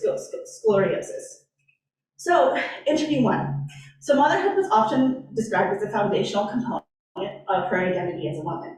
And when I probed her for questions of whether this was because of cultural expectation, she said no. But when I probed her further, she discussed how in certain, like if she were to show up in certain events, it would be weird if she didn't show up with a kid, and she would be shunned for being childless. Having children was also described as something that gave her an external sense of purpose. And this was emphasized by her experience of a miscarriage that further actually motivated her to have kids because it filled the void that was left by her deceased child. And she found that she was structuring her life around her kids, so there was a loss of autonomy and individuality because everything she did was not for herself, but for her kids. In interview 2, she described frustration surrounding the American healthcare delivery system. She recently moved from Canada to America. In America, she experienced a lack of support and understanding of how to support herself better and to support her kids. And this was largely due to the financial strains of the American healthcare system that put actually an additional toll on her mental and physical health. And she found that she actually demanded more extra work from her kids in order to ensure her wellness. But despite this did not result in her feeling like a failure as a mother, as described in previous literature, but instead mentioned a feeling of pride for her kids and herself. And it's really important to note that her chronic illness didn't actually impact her perception of herself as a mother. So she was able to distribute and separate the emotional load presented by her chronic illness and the challenges that it was brought on by it. And there was a sense of perseverance and resilience. My second participant was Annika. Annika is a South African woman who was diagnosed with major depressive disorder with 2 kids. So in interview 1, she discussed motherhood as being the natural next step after marriage. So it wasn't so much of an expectation, but a natural process that she discussed with her and her husband. But despite this, she felt a sense of low self-esteem before and during motherhood. And a large part of this was because of her recently immigrating from South Africa to Canada and having no support system. And she felt really overwhelmed by society's standards of motherhood. She felt judged by what other people expected of her, and this was largely influenced by her depression. In interview 2, she felt that there was a lack of autonomy in basic functioning. Her depression was so intense that most days she could not get out of bed. How was she expected to take care of her kids? And growing up, as she embarked on her mothering journey in a very high socioeconomic area, there was a large stigma surrounding her antidepressants and depression. So this resulted in fear of reaching out for help and support. This also related to segregation from circles and social circles and social resources that could actually be a possible support system, which is really important when you're coping with chronic illness. So she was shouldering this burden alone. And she was able to separate the chronic illness from her identity as a mother, which I think is a really important finding because she felt pride in her ability to do so. Finally, I have my last participant, Raina, who had a diagnosis of major depressive disorder and type 2 diabetes, who's also South Asian middle-aged woman. So, interview 1, she discussed having children as a solution to her marriage and her mental health problems. She thought that by having kids, she would have an external sense of purpose and it would fix all the problems in her life. This was actually unsuccessful as she experienced postpartum depression that actually exacerbated her current depression, and she had a lack of support systems. There were large cultural and familial expectations of her being a good mother, but what defines a good mother? This was largely influenced by her South Asian background and the expectations that came with it. So she found that she prioritized her kids' health and well-being over her own well-being almost all the time. She would often quote in her interview, "I live for my child," or "I live for my child alone."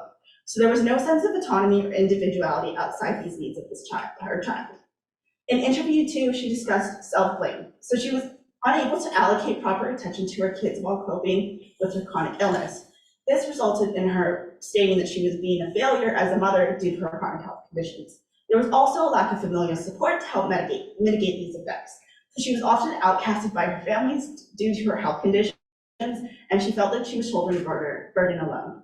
But despite this, there was a resilience amidst her chronic illness. She was able to put aside the debilitating symptoms of her chronic illness and take care of her kids. So, conclusion. There is a need to problematize the terms mother and motherhood. When I asked my participants questions about how they defined motherhood or mother, their definitions were very black and white, but all their circumstances were very different. It's also inconclusive to say that chronic illness alone can impact one's ability to function as a mother because there are outside factors, such as a support system. All participants had one common theme amongst them, despite them all coping with different chronic illnesses: resilience. They were able to put their health struggles aside and persevere and take care of the kids. And finally, future studies need to put an emphasis and validate mental health illnesses as a form of chronic illness. As seen with my participants who coped with mental health illness, their effects were very similar to the ones who were coping with physical health illnesses. And thank you.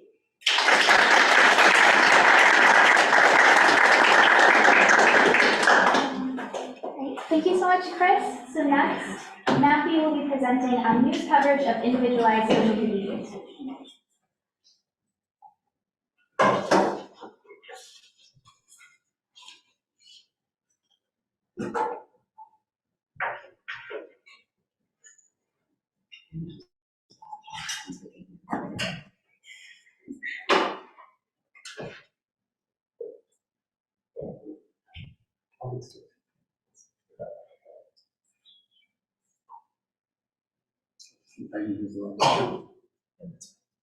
Thank you. Before April 28th, 2022, I, a gay man, was not able to donate my blood. But on April 28th, 2022, the news looked something eerily similar to this. to this. It said, Health Canada ends ban on blood donations from gay men. And this is exactly what my study wants to observe today, is how gay identity is associated with risk and to the blood ban in Canada, and how risk over time has changed and how the association to gay identity has also changed. Before we begin, I want to give a quick timeline of Canadian blood law's history. So in the 1970s to 1990s, there was a permanent blood deferral against gay men who had sex with men. In 1977, it was justified as a way to prevent STIs from tainting the blood pool, but in 1992, it was a way to specifically prevent HIV. What's key to note from this, however, is that a permanent blood deferral was a way of associating the gay identity with a risky sexual behavior. So if you're wondering what a deferral even is in the first place, I have a quick little definition for you. And it says that a deferral is a period of time that you are not allowed to donate your blood. So in this context, gay and bisexual men have sex with men. And for the record, I'm going to be saying gay men to simplify this term because the tongue twister of that word is unbelievable.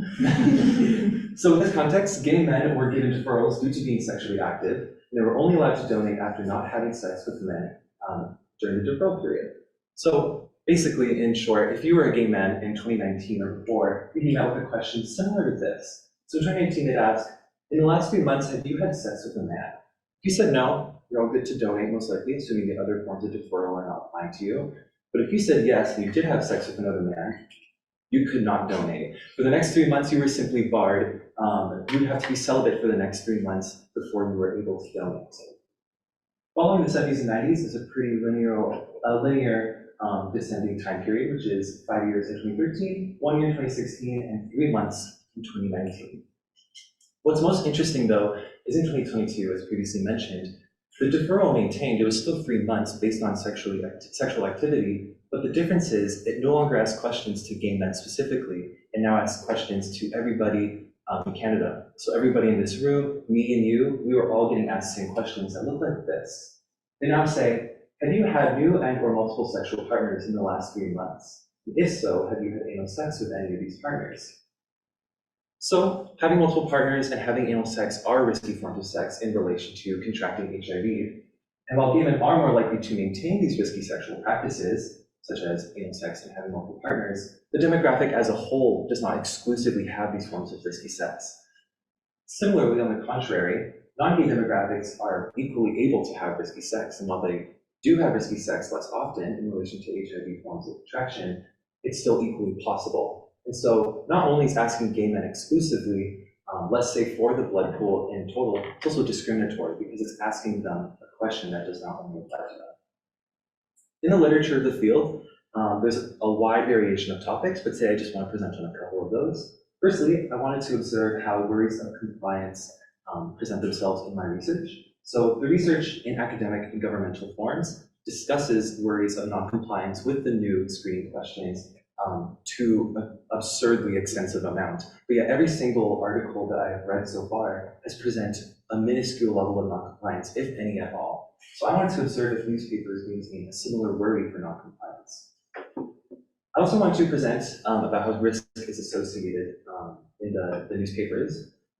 Historically, an increased risk of HIV contraction has been associated with gay identity, not gay demographics, but specifically with the identity as a whole. So I wanted to observe if newspapers perpetuate a similar and accurate notion of sexual risk. For my methods, I did have 93 articles. I used the content analysis approach, and 2 rounds of coding were incorporated to ensure reliability.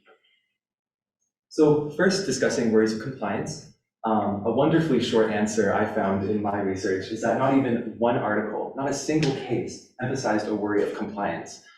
And despite academic and governmental ample research observing this concern, the newspaper authors did not have even a little bit of this worry. And this does indicate that newspaper authors are recognizing gay identities as not one that's deceitful or dishonest, but also one that is not inherently risky. Now, discussing associations of risk. In the articles, just at like a minimum barrel number, I found that 47% of the articles even had a mention of risky sexual behavior.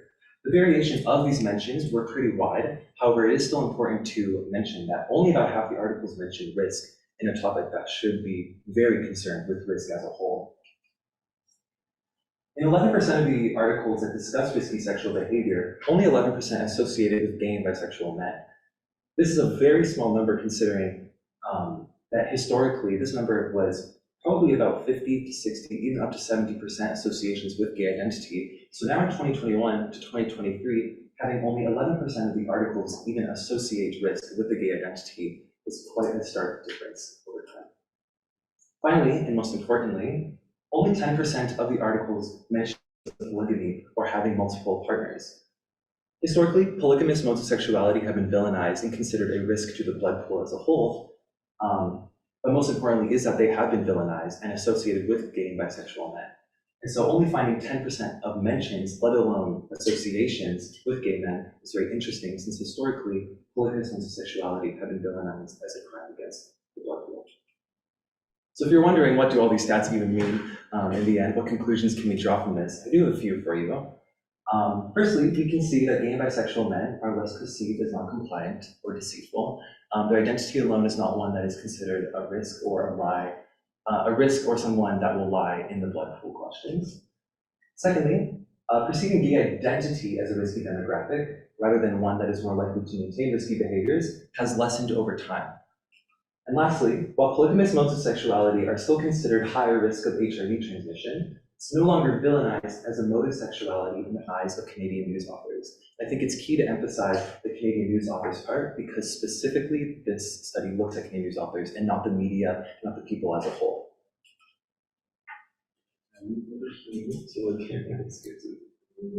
But overall, in this presentation, we can find in the findings, the depictions of the screening questions has demonstrated increased acceptance of gay men between 2021 and 2023. But more interestingly, polygamy, a trait that's historically villainized, has been largely overseen in articles discussing sexual risk, thus further demonstrating that increasing gay acceptance and a decrease in the villainization of gay and polygamous modes of sexuality.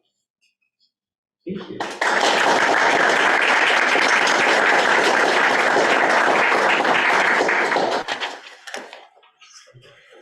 Okay, Suzanne. Great, thank you, Matthew. So last, Joshua will be presenting on men's mental health during the COVID-19 pandemic.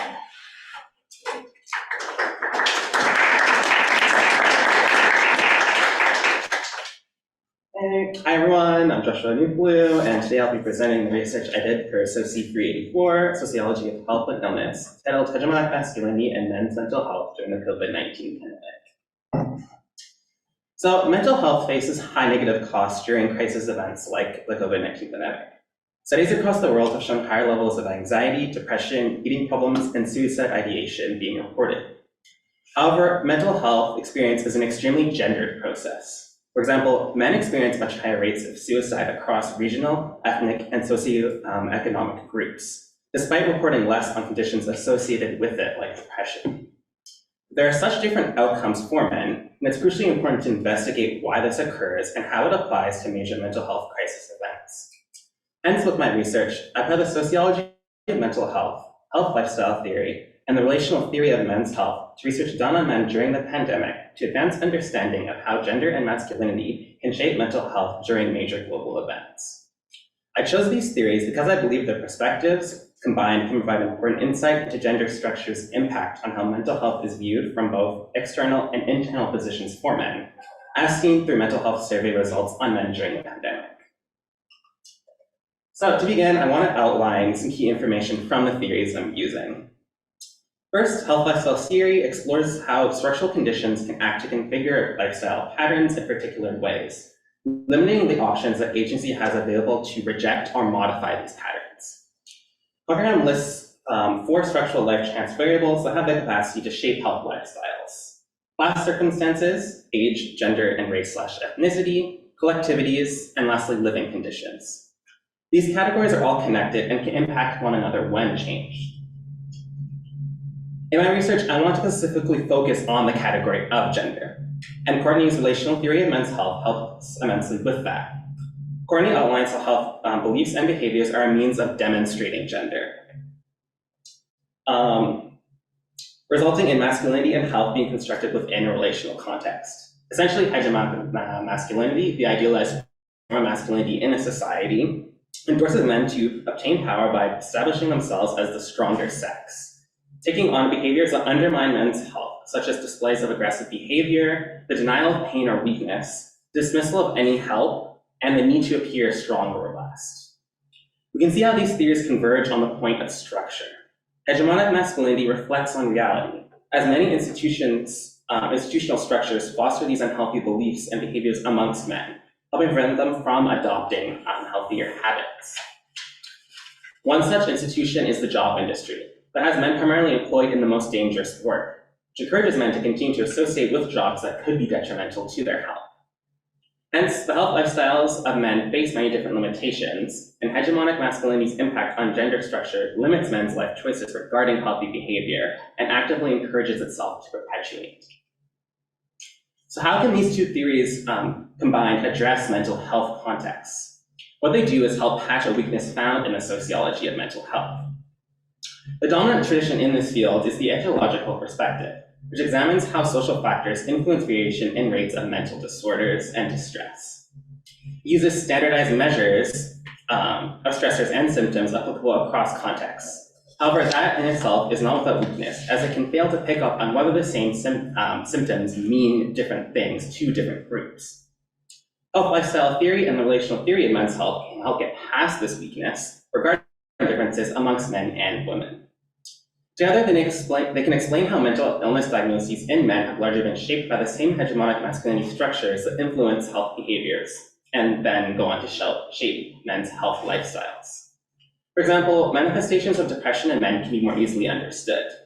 The classical symptoms of depression, like sadness or tearfulness, are usually considered feminine by many men, resulting in them trying to hide these symptoms through psychoactive substances. Furthermore, depressed men are much less likely to seek treatment for the condition because avoiding going to the doctor for the condition is a means of demonstrating masculine ideals. And combined together, these three theories are vital in understanding how mental illnesses like depression manifest in men, as well as what are the underlying meanings of the data we collect in studies via standardized measures. So in my research, I examined 6 peer-reviewed journal articles that looked at different mental health experiences for men globally during the COVID-19 pandemic, all published between 2020 and 2023. I selected these articles because of their topic on mental health. This, of course, means that my research acts as an exploratory look, and it's not fully representative. The 3 theories I brought together form the analytical frame through which I reviewed these articles. The articles I chose specifically to highlight today emphasize the importance of understanding masculinity and mental health with nuance, as more critical understandings of their data can be obtained through this perspective. So, another traditional facet assigned to masculinity is the so-called breadwinner role, which emphasizes that men should be the dominant contributors to household income. Thanks to COVID-19's immense impact on the economy, income and employment levels went down throughout the entire world. In order to explore the impact of this trend, Adeshover et al. Conducted surveys screening for mental health stressors on men and women in Israel during this process.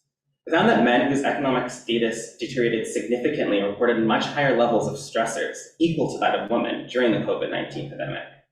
What makes this finding significant is that despite the awareness that men report mental health stressors at a much lower rate than women, a fact which studies blame on diagnostic methods failing to pick up indicators for men, severe economic deterioration overcomes these diagnostic failures. The study shows that when an outside force like the pandemic interrupts the ability of men to perform their gender, potentially extremely detrimental mental health outcomes can be in the wake.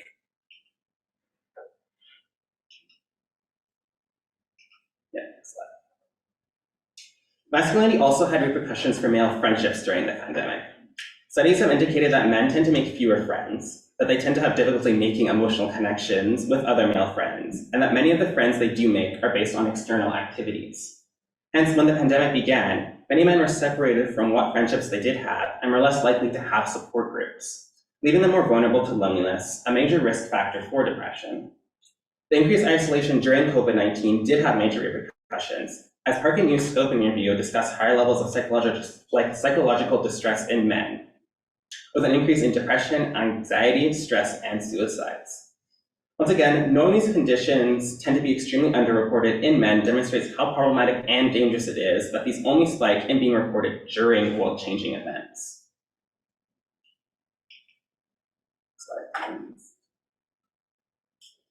Upon review of the literature, we can see how health lifestyles do shape things for men, but the relational theory of men's health needs some more context. Although the relational theory of men's health, when used, is extremely useful for recognizing the negative mental health differences in men, it does not even really entertain the idea that some masculinities can actually have positive effects for mental health. Part of this comes from how the model of hegemonic masculinity that the relational theory of men's health builds itself from perceives what it believes to be hegemonic masculinity in a very Western context. Even with large amounts of crossover amongst different masculinities, understandings of masculinity can vary immensely depending on location. For example, in a study done by Souza et al. Interviewing men in Brazil during the initial social isolation period, they found that men, through family, friends, and institutional support, were mobilizing their masculinities to establish online coping strategies to overcome loneliness that the lockdown was causing. This manifestation of relying on others goes directly against hegemonic masculine ideals in the West, demonstrating how other factors like culture can impact how masculinities are mobilized and allow them to manifest in a manner that is good for mental health, like building strong social connections. In overviewing men's mental health during the COVID-19 pandemic, the severity of how much of everyone's lives during it changed cannot be understated. The repercussions this process had for the mental health of men because of hegemonic masculinity ideologies has been severe. The pandemic only emphasized further how many of the differences already found for men's mental health, demonstrating a need for more recognition of how health lifestyles are shaped for men by their gender, as well as a need for better survey methodologies for mental health symptoms that manifest specifically in them in order to tackle this problem of underreporting. Hopefully with improvements in methodologies, recognizing mental illnesses in men can become easier in times that are not massive mental health crises, like COVID-19.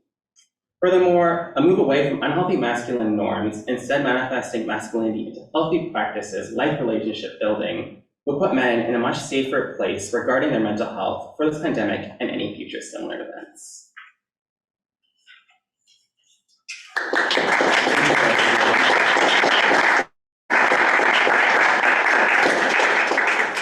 Thank you to all three of our panelists. We're now going to move on to 20 minutes of question and answer period.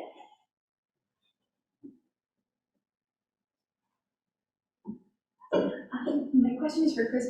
First of all, everyone did so well, very interesting topics. As a supportive friend, it's wonderful to see Chris and Matthew shining like this. So great. Josh, I saw you last year, you were wonderful. And SURC. Chris, my question for you is about your interviews 1 and 2. I just wanted to know the timeline, like how much time, was there a specific set amount of time, or was it just sort of when you were available next to meet with these people? Yeah, so initially I wanted to give participants a certain amount of time to reflect on their first interview, because also the questions I asked during the interviews were very personal and heady. So even though a lot of my participants even expressed wanting to do like a 2-hour one interview, I was like, maybe not. So essentially, I started my interview process in January, I believe. Some participants I started in mid-December. So my interviews were essentially 1 hour. And then I gave my participants around 3 to 4 weeks in between. And then they contacted me, or I contacted them for the follow-up second interview. Very nice. All right, thank you so much. Yeah. So I have a question for each of you. Thank you, it's super interesting. And I'll just ask the questions in the order you presented. So Krisha, I really like your narrative approach to sort of give us some coherence to each person's experience. And because you're limited in how much you can tell us about the interviewees, you mentioned in a couple of cases where you felt like your interviewees were able to separate their motherhood identity from their chronic illness.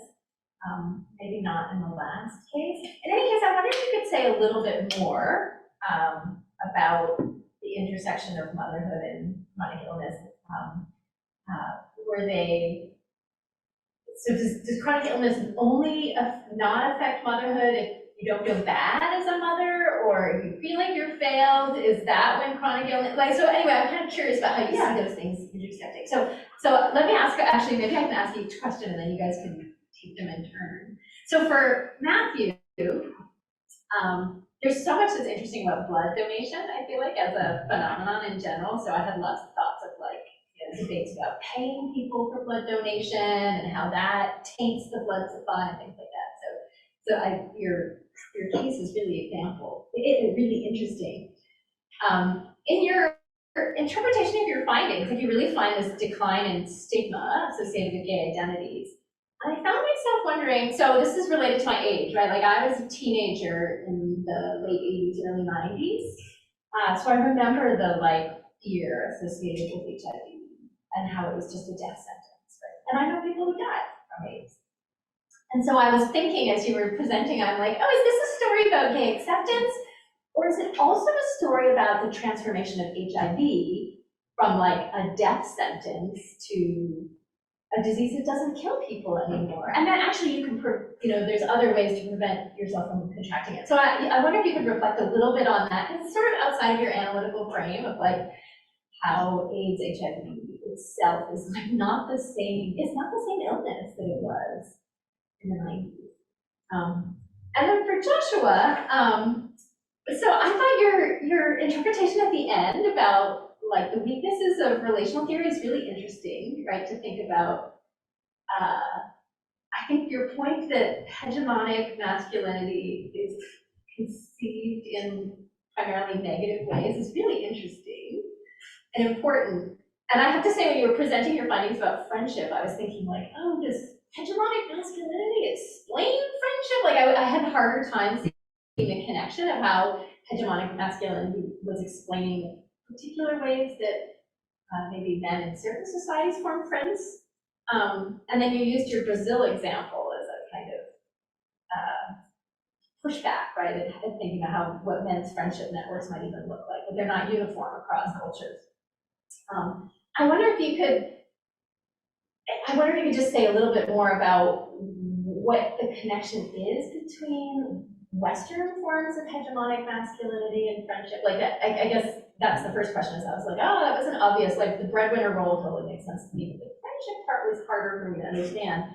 And do you think that it's these non-North American or non-European, non-sort of Western, if we call them that, are those the places where we can find different models of masculinity, or is that primarily how you're thinking, or do we need to just rethink hegemonic masculinity in general as not purely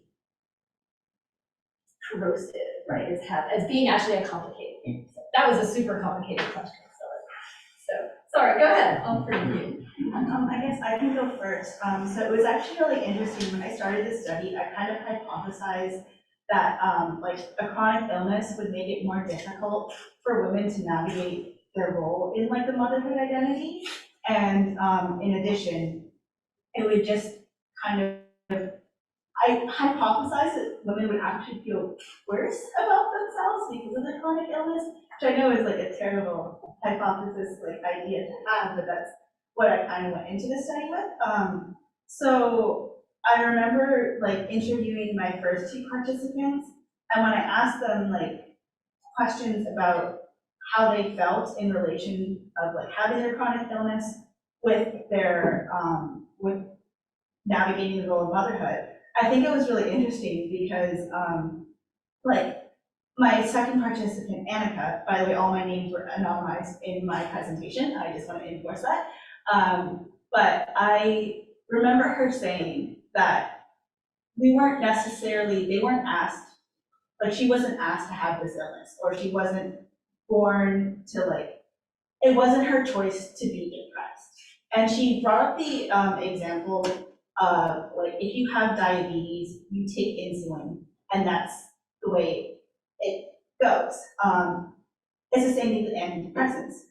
But she touched upon this idea of my depression doesn't define me as a mother. Sure, it influenced the way I mothered in a way, but I had to come up with creative adaptations to how to mother. And it was even my first participant, Kita, also discussed this because she talked about how a lot of her health appointments took a toll on her because she wasn't able to allocate a lot of her time that she wanted to her kids. But she basically discussed that it wasn't her choice to be diagnosed with this, and you kind of have to come up with creative ways to navigate this.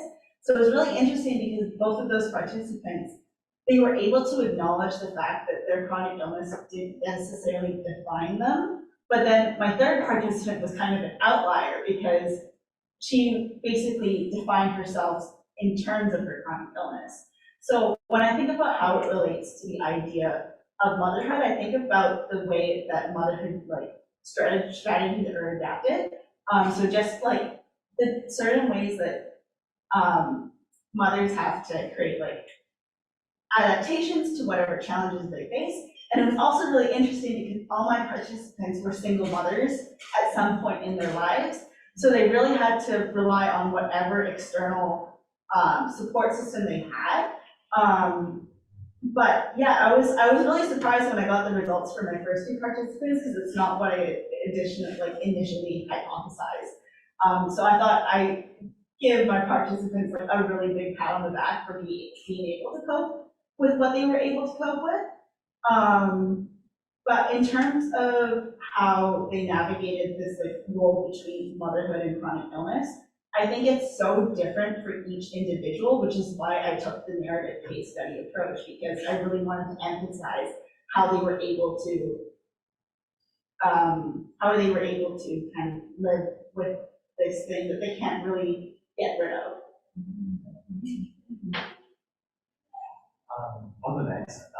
The question that you had for me, I love this question because I do think my topic is a dual narrative of the increasing acceptance of gay men, particularly in the media, but it is also an observation in the decreasing, or the change of HIV over time, because you're definitely right, in the 80s, it was not only perceived, but it was for most people in that sentence, in a way that I think most people who did not live that time cannot conceive. Even reading this, I found it difficult to place myself there. So I think in my topic, it's so necessary to humanize it, which I wasn't able to do today, which is why I think that part of the narrative is a little bit out of scope of my research, but it's definitely something for future works I think is very important. I think my research focuses more on the increase of acceptance in the media over time. There's another part to your question that I think it's very important to consider those dual narratives specifically. But yeah, I remember going into this project being hypercritical of the new law, actually, because I found that it wasn't enough to be inclusive. It did destigmatize queer identity, gay identity a lot, but it did not destigmatize it enough because these demographics are more likely to maintain a sex. So it's definitely alternative in a way that I find historically is very traditional Canadian law. And more specifically, acknowledging HIV changing over time. The window period for assessing HIV is 9 days now using the technology up in Canada. So I think a 3-month referral is very evident of the risk that the government still has. That is a bit out of the scope of my project, so that's a very soft claim I'm making, but it's definitely something that I found is interesting in future works. But in relation to media analysis, there's definitely a growing acceptance over time that I find interesting.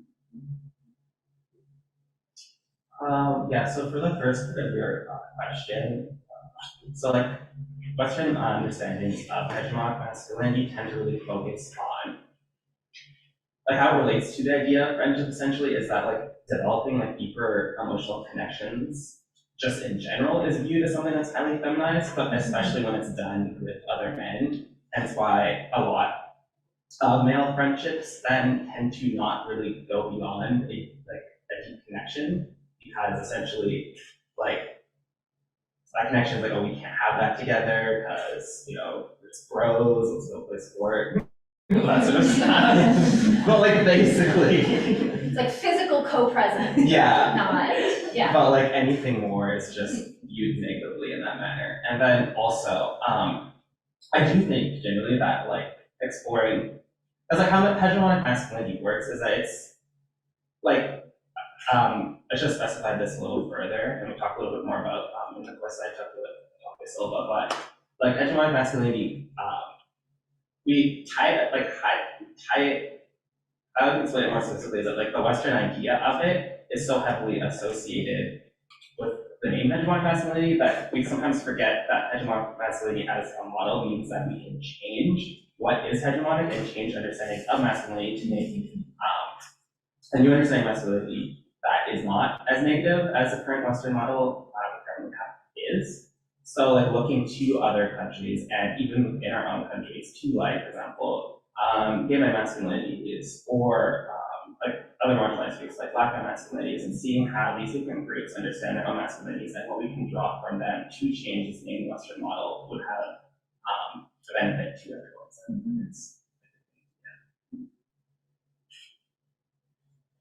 I have a question. I'm just kind of following up on that as well too. My partner's actually from Brazil and we talked a lot about that. And he says that because like online gaming is so huge in Brazil and the male community that like video chatting and stuff through that really helped during the pandemic. So I'm just kind of curious, given the fact that there are so many in-person sense of community that were taken away during the pandemic, and men typically do tend to already partake in this kind of online platforms of engagement, was that in any of your research? And like, oh, that this is the infrastructure is already existing that they take part of, and did that help at all? Or yeah, I think the Brazil paper did mention something similar to that for the relationship with other men. Like a lot of them were engaging in these online and online gaming platforms with one another. I would say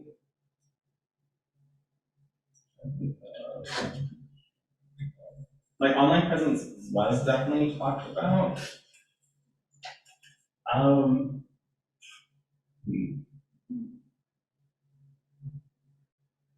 Like it was mentioned, but like a lot of them didn't specifically, I would say, like go into how it can benefit it, and that wasn't the main target of my research. But the study that mentioned it the most was the Brazil study, and they did mention similar results to you, as well as like another similar thing was just like they were manifesting.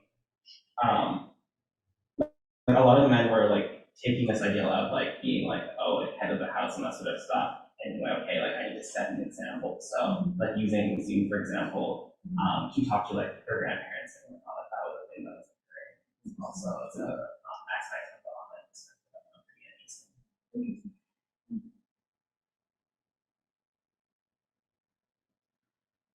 I have a question for Joshua.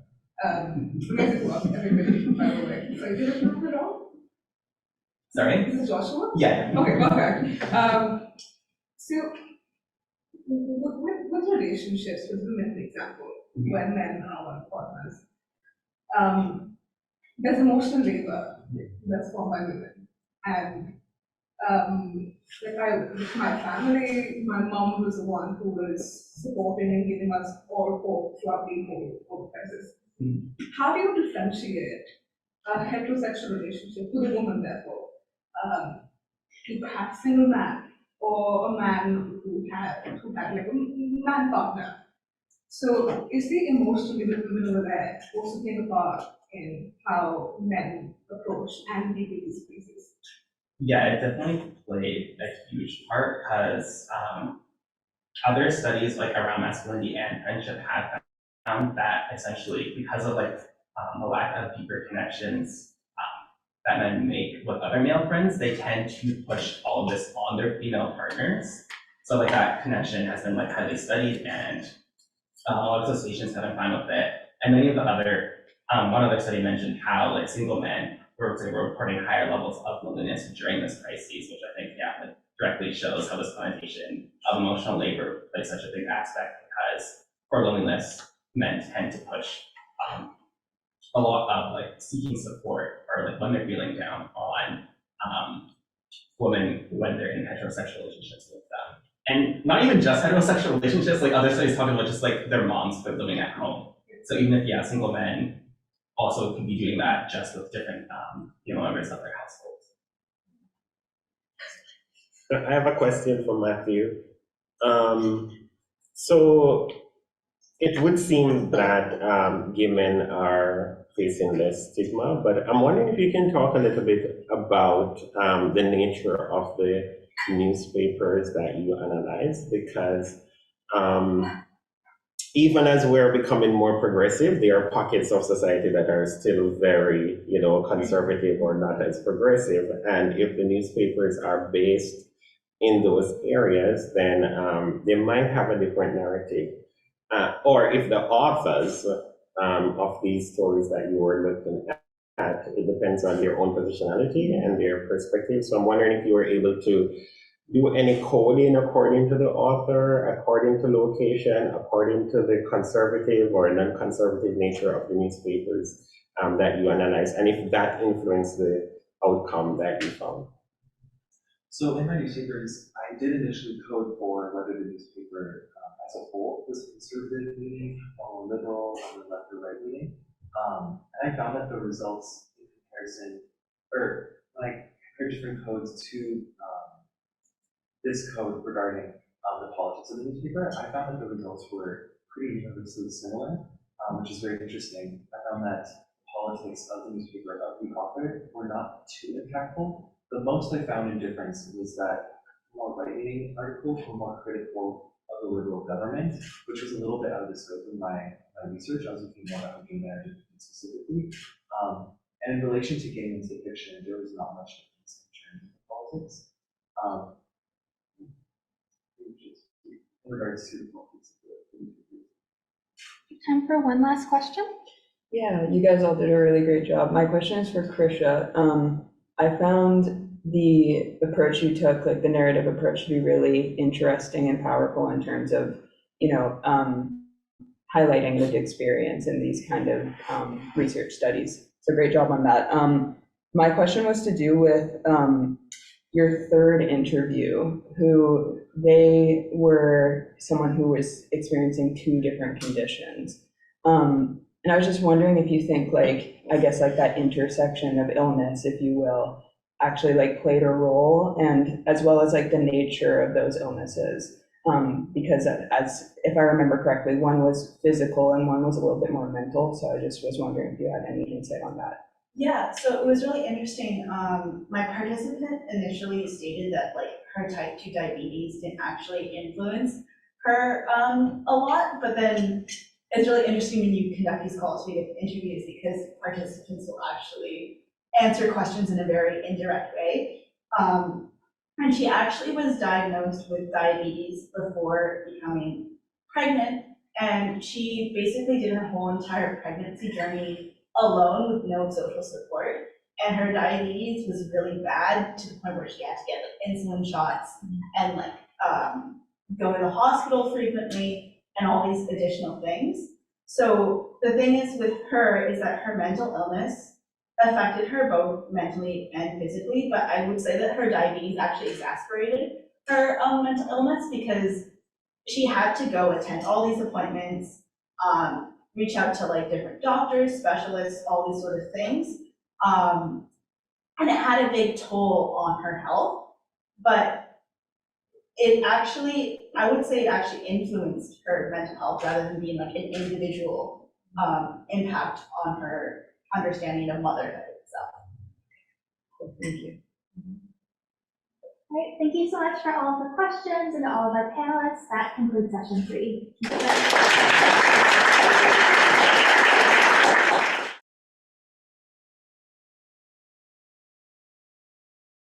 Guys, to show the community sense of belongingness overall in Canada. My own experience of this was not positive, not negative, but I did feel it was something slightly unjust growing up. So I feel that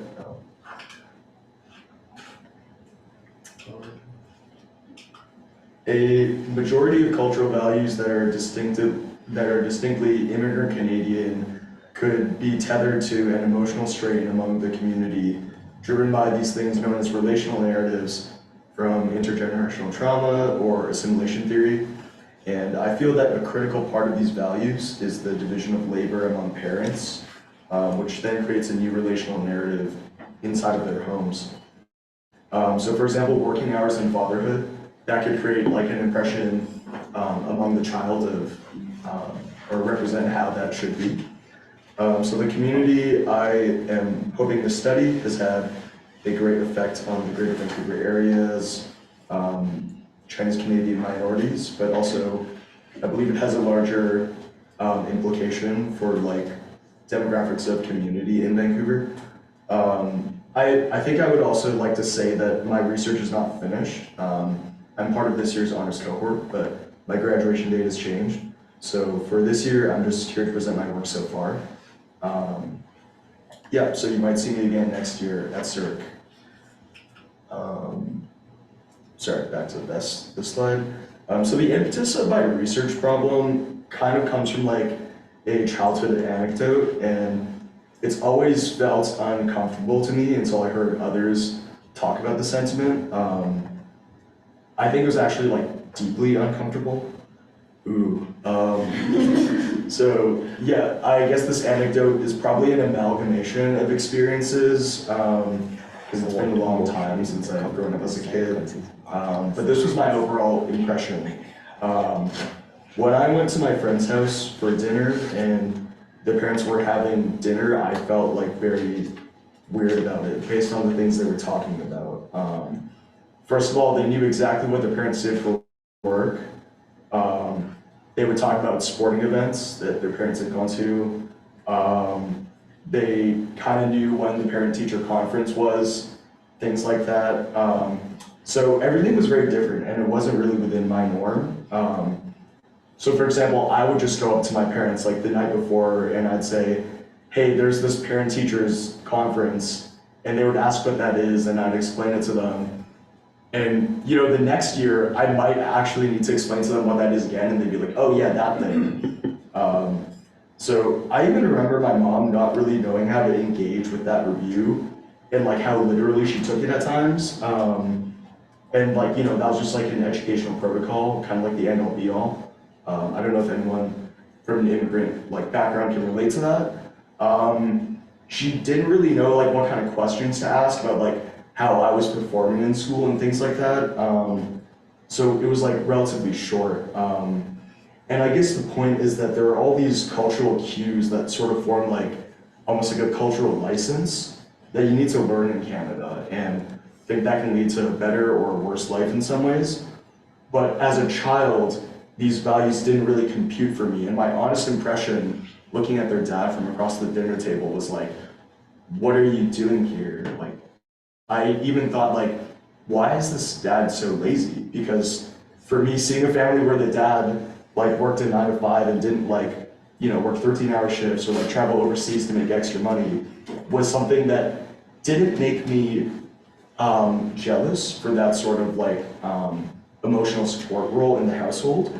It was something that made me rather angry and confused. And this was something that people in my church, my mom's friends, and almost every immigrant dad I knew did. And so that is something that fathers from this origin, I believe, are taught, and that trickles down into a child's representation of a father in the household. So I suppose the research I want to do will focus on how this escalates into adulthood and how it affects well-being for people. Sorry. Oh, was I covering the? It's okay. Sorry. So the literature review I've done so far. So this article called Personal Narratives and Relational Selves, it examines how social identity and agency has to do with quote unquote what matters to people. Agency and identity need to be understood relationally, and this paper discusses how things like individualism can have a hold on the popular sociological imagination of relational identity and how that can affect connectivity. So the author Mason tells us how social identities and agency is more relational than the individual, and this article is helping me explore a research question, which is how are some individualistic discourses in child rearing interwoven with relational discourses of the child? And I guess more so on that, it's like where, when there's a community of children subject to a representation pattern like this, how can we conclude on its consequences? Yeah, this paper talks about this concept known as we speak. So aspects of we speak are relational, and they influence individual acts towards participation being relational. Other articles that I'm currently consulting are as follows. So you can sort of get the sentiment that I'm looking into culture, child rearing, and like some paradigms experienced like by Canadians or North Americans who are part of an Asian diaspora. So I've said the word relational narrative here and there, and what I mean by that is if your emotional attunement comes from your household or somewhere else, I think that's really the crux of what I want to study here. My working research question, which I've been told by other people in the honors cohort will change a lot, and I'm really expecting that to, is how do immigrant families descend relational values to construct unique senses of well-being and fulfillment in the greater Vancouver area. But I think regardless of whether or not that research question will change here and there, as I delegate more with my supervisor and do more research on my own, I think coming back to that like anecdote, the more informal question I want to know the answer to is, where does our sense of well-being originate systemically? And my thoughts are that there will be some level of examining modernity and also the rise of individualism in North American society. And I hope that will play a part in the research. We'll see. This is the methodology I have as a kind of a schematic for now. So I want to conduct interviews and use coding to determine those outcomes.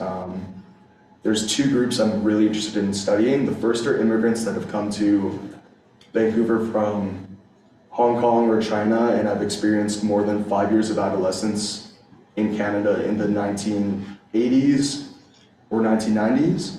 The second are having experienced 5 years of adolescence in Canada after the year 2010. So the methodology is still working, but the goal is to be able to study two prominent generations of Chinese Canadians and obtain their qualitative and unique experiences on community that I wouldn't get to, I guess, see through the literature exactly. This is like trivia for later, but some results I'm expecting is last year I examined Asian Canadian youth involved in street racing, and I used like some ethnographic field notes, and I did like a 1 hour qualitative interview. And my expectations were like defied. The aspect of race, like racial identity, not like drag racing, was not really present or coded in the participants' like behaviors or interests. But their community was founded on some like binding personal values that had nothing to do with racial identity. But I've thought about that like here and there, and I've thought about how they may be connecting a relational value of wellness that's outside of their homes in like their car community. It's something I overlooked in the analysis initially, but it had me wondering, where does culture or race play into it? Because in a scene that was 80% ethnically Asian, like I felt it must be connected somewhere. So that's my hunch at the moment, that there is a community for Chinese Canadians or Asian Canadians generally to have a sense of well-being that's divorced from their household, where certain relational narratives may come from. So maybe at school, it may be through hobbies or sports or online. That's one expectation I have. And so yesterday was my last class with Dr. Shang Fu, who was teaching Soci 490, Contemporary Chinese Society. And I'd asked him where the word China comes from, because in Chinese, in Mandarin, it's Zhongguo, and that sounds nothing like that. And he gave this explanation, and I thought it was like pretty interesting, because it's like not what my dad told me at all. So I feel like there are so many like myths behind how that is. So in elementary school, my teacher like tried to explain to me in like a funny way why so many people from Hong Kong and China immigrated to Greater Vancouver, and she said it's because this part of Greater Vancouver kind of looks like a dragon. So this being the jaw, Point Roberts kind of being like a beard, and Vancouver proper kind of being the head, and Richmond is kind of like a fire coming out of the mouth. So I have no idea whether or not that's true. It's probably not true. There are probably so many other reasons for that. But yeah, that concludes my presentation.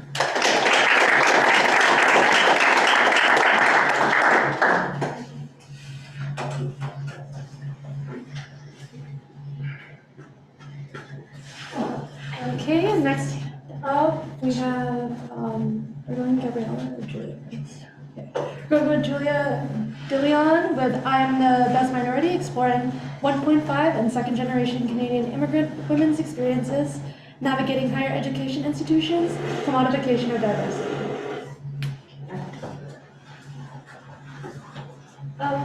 Hi, my name is Julia. I'm a fourth-year student at UBC, double majoring in honors sociology and political science. And today I'm presenting my undergraduate thesis, which explores how those of Asian descent navigate higher education institutions' commodification of diversity. The university admission essay presents applicants with a seemingly open-ended prompt that is paradoxically scored rigorously by an unmet audience. To navigate this, existing literature suggests that applicants construct imagined audiences based on perceived institutional expectations. They construct a textually mediated self that simultaneously fits in and stands out, using rhetorical performances of the self tailored to what they perceive as appropriate for the confines of an admissions essay. Within the context of the diversity question, a specific type of admissions essay, this strategic self-presentation can be understood to reflect the complex dynamics at play in navigating higher education institutions' commodification of diversity. While diversity rhetoric in higher education emerged during the 1960s and 70s to rectify structural inequality that barred admission to racially marginalized communities, social and legal processes have engendered a business case for diversity that currently permeates North American universities. Today, institutions governed by proprietary assumptions of whiteness can gain social and economic value from their diversity while maintaining white supremacist capitalism, a system upholding the dominance of white and wealthy individuals and institutions, incentivizing universities to not only increase their minority populations, but also make their diversity as visible as possible. Further reinforcing racial inequality, one scholar, Nancy Leong, contends that the commodification of diversity harmfully pressures BIPOC to make their non-whiteness noticeable because it enables their access to numerous social goods, which ultimately damages their psyche. However, such existing literature is curiously aracial in that it somewhat homogenizes all non-white individuals. This is problematic in itself as it fallaciously portrays non-white individuals as passive actors or victims within the context of universities' maintenance of white supremacy through the commodification of diversity. Relatedly, it implicitly assumes that all non-white individuals are impacted in some monolithic way. While it's true that white supremacist capitalism affects marginalized groups within the context of education, we should also question the varying mechanisms through which this may occur based on factors like historical context and cultural stereotypes. Notably, for Asian Canadians in particular, who are the focus of my study, the widespread myth of the model minority serves to uphold white supremacist structures. The myth situates so-called model minorities, i.e. Asians, as perpetual foreigners. Simultaneously, it promotes the notion that such minority groups have achieved success through hard work, effectively bellying systemic inequalities and justifying white supremacist structures and institutions, like higher education, through a construction of a false meritocratic narrative. In other words, after reading all this literature, I wondered if higher education institutions place high value on their diversity, then how does this influence how BIPOC wanting to enter these institutions respond to the diversity admissions question? What does this specifically mean for individuals of Asian descent? And what are the personal, political, and rhetorical challenges involved in the process of navigating higher education institutions' commodification of diversity? Concurrently, I'm wondering if someone can point out any anything that stands out in the following picture. Oh my God, is that you? So in this picture, I photoshopped myself into a stock photo of a diverse friend group at UBC, at a university, not UBC specifically. And this reflects something that I've always done, try to cater to some imaginary white audience that cares about EDI while writing applications for programs or scholarships. My research was motivated by my problematization of this and desire to learn if and how this is a larger phenomenon. My research analyzes how 6 individuals negotiated their responses to the Allard School of Law's application question, what does equity and diversity mean to you? Notably, this lengthy application question depicted on the slide encourages applicants to discuss their marginalized identities and or experiences with equity and diversity. In this way, the fact that all general applicants must respond to this question suggests that the law school attributes value to equity and diversity when admitting students into their institution, seemingly desiring its reflection in its student body, in congruence with the documented widespread commercialization of diversity among universities. I employed a mixed methods approach, a content analysis of their individual responses to the diversity application question, and corresponding semi-structured interviews with the same individuals. The objective in conducting a content analysis was to discern any patterns and trends on how individuals navigate the commodification of diversity with the specific context of the admissions essay. This informed how I conducted subsequent interviews with my participants, in which I sought to understand the personal, political, and rhetorical challenges involved in that process. Due to time constraints with this presentation, I can't present all my findings. So instead, I'm going to focus on drawing attention to how the process of answering the diversity question manifested as a site in which white supremacist relations were both reproduced and challenged, with attention to the employment of the hegemonic device of the model minority myth. Participants expressed cognizance that this prompt is scored rigorously by an unknown audience and drew on past experiences to construct imagined audiences while writing their responses. In particular, most participants felt that the purpose of this question was to explain and justify their presence for a white audience, or appeal to a white savior while writing their application essays. Simultaneously, they felt pressure to do so in ways they imagined this committee would find unique. This occurred within a context in which some expressed cognizance of other applicants being predominantly Asian, which was notably the case for all my participants of East Asian descent. While Allard indeed has a significant Asian population, it's important to note that such participants didn't really feel that they were competing against other Asians, but exceptional Asian applicants. This was exemplified by one participant who stated that she feels she's competing against Asians who are not only academically accomplished, but also know how to use their marginalized status to appeal to white institutions. In other words, such participants imagine competing against Asian applicants embodying the model minority myth stereotype, a seemingly homogeneous group of intelligent and hardworking people. In this way, some of my participants drew on a white supremacist discourse while negotiating their responses to Allard's equity and diversity question. Consistent with the model minority myth's dismantling of solidarity among racialized people, most of my participants thus felt pressure to stand out amongst other Asian applicants in front of an imaginary white audience by outdoing them. In other words, some participants who imagined themselves in competition with primarily Asian applicants couldn't merely mention their race to stand out. Instead, most felt pressure to differentiate themselves by emphasizing how they overcame their own marginalization. One participant emphasized that she did so not out of pride, expressing that she would have loved to simply write a response on her experiences of discrimination as a Chinese woman. However, to outperform her perceived competition, she felt pressure to instead discuss the resilience she demonstrated with her extracurriculars. She grapples with her actions, questioning why she feels the need to, quote-unquote, be the best marginalized person. In this way, she saw the diversity question as serving a purpose to dismantle solidarity among marginalized people. However, she acknowledged that this may not be an act of intent, but rather a consequence of the white supremacist and capitalistic context that this question exists in. Such findings problematize existing literature's theoretical assumption that all BIPOC feel harmfully pressured to make their non-whiteness visible to access social goods, instead suggesting the opposite within the context of East Asian participants. Furthermore, such findings disrupt the notion that non-white individuals are merely victims within the context of the university's maintenance of white supremacy. By actively inducing the model minority myth in their negotiation of their responses, such participants can be understood to reify the myth and thus maintain and reinforce the racial order of societal structures and institutions. Simultaneously, they crucially did not do so unquestionably.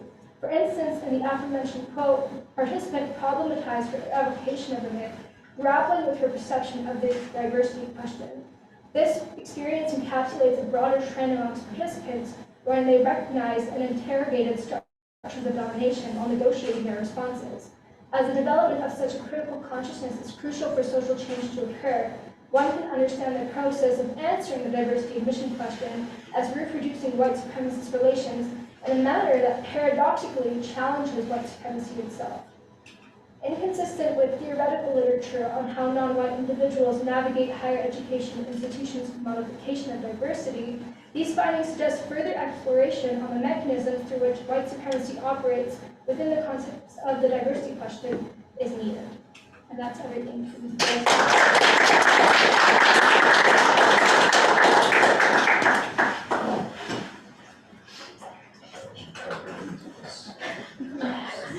Okay, so next we have Gabrielle Isabel Abando with Taipao, an exploration, Taipao? An exploration of an exploration of the role of Filipino-Canadian neighborhoods in anchoring and cultivating Filipino-Canadian communities. Thank you. Sorry. Hey. Hello, everybody. My name is Gabby, and as you heard, I'll be presenting my honors thesis research, short titled Ma'opo. I would like to begin my presentation by doing a land acknowledgement. I think it is unconscionable for me to be speaking about space, the use of space, and gentrification without acknowledging that all of my research, this presentation, all of our studies are conducted on the traditional, ancestral, and unceded territories of the Musqueam, Squamish, and Tsleil-Waututh peoples. I am the proud daughter of two Filipino parents currently living in the Midwest of the United States. We live a life that looks like capital S suburbia, a lot like the movies I watched growing up in Asia. Single family homes, big box Targets and Walmarts, all cut cleanly into little neighborhoods by 4-lane roads that intersect to gigantic interstate highways. Public transit in our city is not to be heard of. There are no buses, and the capital of our state is one of the largest in the United States without a functional train system. What this means for my family is that most of my mom, my brother, and my days are spent waiting for my dad to return from his 9-to-5 with a car before we can finally get out. There are not many sidewalks, not many sidewalk businesses, and public spaces that are accessible by foot are not to be heard of. And so what this means is that there's not much casual contact to be had with other people in our neighborhood and in our city. And for immigrants like us, it means that there's not a lot of opportunities for us to see other people who look like us. The nearest Filipino restaurant is about an hour and a half away, and we go maybe once a month at best. So when my parents came to visit me for the first time in Vancouver last semester, naturally I took them to Joyce Collingwood. For those who are unaware of Joyce Collingwood is one of the stations along the expo line of the SkyTrain. If you've never stepped off of the SkyTrain at Joyce Collingwood, just across the street lay 5 Filipino-run businesses and a majority Filipino Roman Catholic church. Now, I brought my parents to Joyce Collingwood, which many know as the hub of the Filipino-Canadian community here in Vancouver. Not really expecting much, I just wanted to grab dinner, and I thought they would appreciate something that tasted a little bit like home. Now, Joyce Collingwood is by no means glamorous. This whole week I've been taking them around Capilano, Granville Island, all of these global tourist spots, like the shining jewels of Vancouver as a newly globalizing city. And so when we sit and we walk up to Joyce Collingwood with its cracked up sidewalks and its humble little signs that are browning and yellowing from years of Vancouver rain, and we sit in this restaurant shoulder to shoulder after hearing the chairs squealing along the tiles as we try to squeeze through to our seats, I didn't expect my parents to be so animated in how they reacted to this humble little restaurant. They spoke so animatedly of their childhood in the Philippines, talking about how this cafeteria-style restaurant reminded them of going to college in the Philippines, reminded them of their days growing up in the province. And as we step out of the restaurant, we've been around Vancouver this whole week, so many places to take pictures of. Canada Place, the beautiful mountains, and yet my dad turns to me and he asks if I can take a picture of him in front of the businesses. And as we go and we turn to go to the R4 to head back to UBC, my mom turns to me and she says, "Anak," which means my child, "thank you for bringing us here." Filipinos are the third largest visible minority here in Vancouver, and yet not much literature is actually written about our community. The current state of Filipino-Canadian literature, which only spans about the last 50-30 years, actually only talks about the transnational or macro geopolitical, sociocultural factors that pull Filipinos out of the Philippines, but rarely do they talk about their in-place experiences within a local context. And that's really what my research hopes to do, is to embed it into the local Filipino-Canadian context in the host society. I'm also going to be expanding on previous literature in sociology on immigrant social capital building, recognizing that social capital within the immigrant community, bonding capital, is essential for deploying resources and gathering resources to survive in this host society. So that begs the question, how do we actually, it's not working. How do we actually facilitate such spaces? So what are the specific spatial mechanisms that make a functional Filipino-Canadian community? And so the structure of my talk will be as follows. I got it, it's working. Background and literature, thank you. Methods, finding and discussion, and then lastly ending with some implications and extensions. So background, I'm drawing on 4 major theoretical traditions. Number 1, Lefebvre's triad, understanding space not as something that's static and always going to be the same, but rather as a process, and most importantly, as a social process. Number 2, Eric Klinenberg's social infrastructure. So understanding that we can use space and infrastructure and the construction of space as public health and a community health intervention. But I also want to fill in a gap here, understanding what makes effective social infrastructure, especially for marginalized communities. Number 3, Cosmopolitan Canopies by Elijah Anderson. This work kind of recognizes that when we're occupying public space, we can learn about others in that space. But rather than understanding it the way that he does, where it goes across racial boundaries, I also want to understand how do public spaces where co-ethnic communities see each other help them learn about who they are. And then lastly, bounded solidarity, as mentioned before, one of the mechanisms through which social capital works, as described by Cortez and Sensenbrenner, is through this evoking a shared cultural repertoire that creates a sort of nostalgia and a kind of sense of nationalism almost that allows them to draw on this social capital. And so if that is the case, where does this shared cultural repertoire actually come from, and how do immigrants actually learn about what that is, especially as they stay and create more generations in the host society? Okay, now it's being dirty. Okay, so my methods, ethnography and interview. The ethnography was mostly supplemental to the interviews, and that was 8 60-minute interviews with Filipino Joyce Collingwood residents and regulars. These were some of my participant demographics. We have more leaning towards first generation, a couple of second generation participants. Okay, so moving on to the findings. I have some major findings to present. So number 1 was access. Access was mentioned by almost every single participant. They talked about how easy it was to access Joyce Collingwood, and that's what made it so appealing for them to visit, as opposed to other Filipino hubs in Vancouver, like Fraser Street, the various Jollibees around Vancouver. Joyce Collingwood was just easier to access. Number 2, there were differences in the purpose with which different immigrants were entering this space. So number 1, first generation members engaged with the space much more purposely with the intention of either buying cultural products or building networks. But the second generation, they didn't actually talk about the space in terms of how it related to them personally. They mostly talked about it almost through the lens of their parents in the first generation, saying that I know that Joyce Collingwood is important and all this, but I don't actually go out to Joyce Collingwood with the intention of going to Joyce Collingwood. So most of their engagement was non-purposive or recognizing the legacy of that space. So here's 2 quotes with that happening in action. So one is from a father who describes how he goes to this space with the intention of building that community for his children. And this isn't his daughter, but it is a second generation immigrant who talks about how she recognizes the significance of the space and wishes that it could have been preserved in a kind of heritage space here in Vancouver. Lastly, sense of belongingness and Canadianness. All my participants describe themselves using the term Filipino-Canadian or even just Canadian. But even when they did talk about their Canadianness or the Filipino-Canadianness, it was always described in relation to their Filipino-ness. And so that brings me to my conclusions. So number 1, hybrid identities and accessibility. So this hybrid Filipino-Canadian or even just Canadian identity was only possible insofar as they were able to access community or access the cultural products that remind them of who their community is. And then number two, there's this generational difference, immigrant generational difference in engaging with space. So we see that the second generation, while they don't necessarily rely on spaces like Joyce Collingwood, the networks that they do rely on were built in those spaces. So all of the engagement that happened within the first generation creates a legacy that creates a foundation for belonging for the second generation. Lastly, implications and future research directions. I was really interested in understanding how half Filipinos might engage with these spaces. A lot of the sense of belongingness in Joyce Collingwood, especially among my second generation participants, was mostly because they could be read as Filipino by other Filipinos in the space. So what would this look like if you weren't able to be read as Filipino? Number two, another big one was interregional comparisons. Kind of drawing on Brown Saraceno's work, understanding that we can have Filipino Canadians, but we can have different flavors of Filipino Canadians across Canada. Lastly, holistic neighborhoods.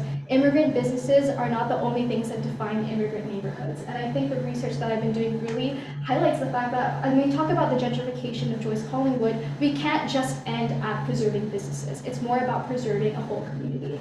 So with that, I would like to acknowledge, thank you, Dr. Sean Lauer, for your supervision and mentorship over the last couple of months, and salamat po.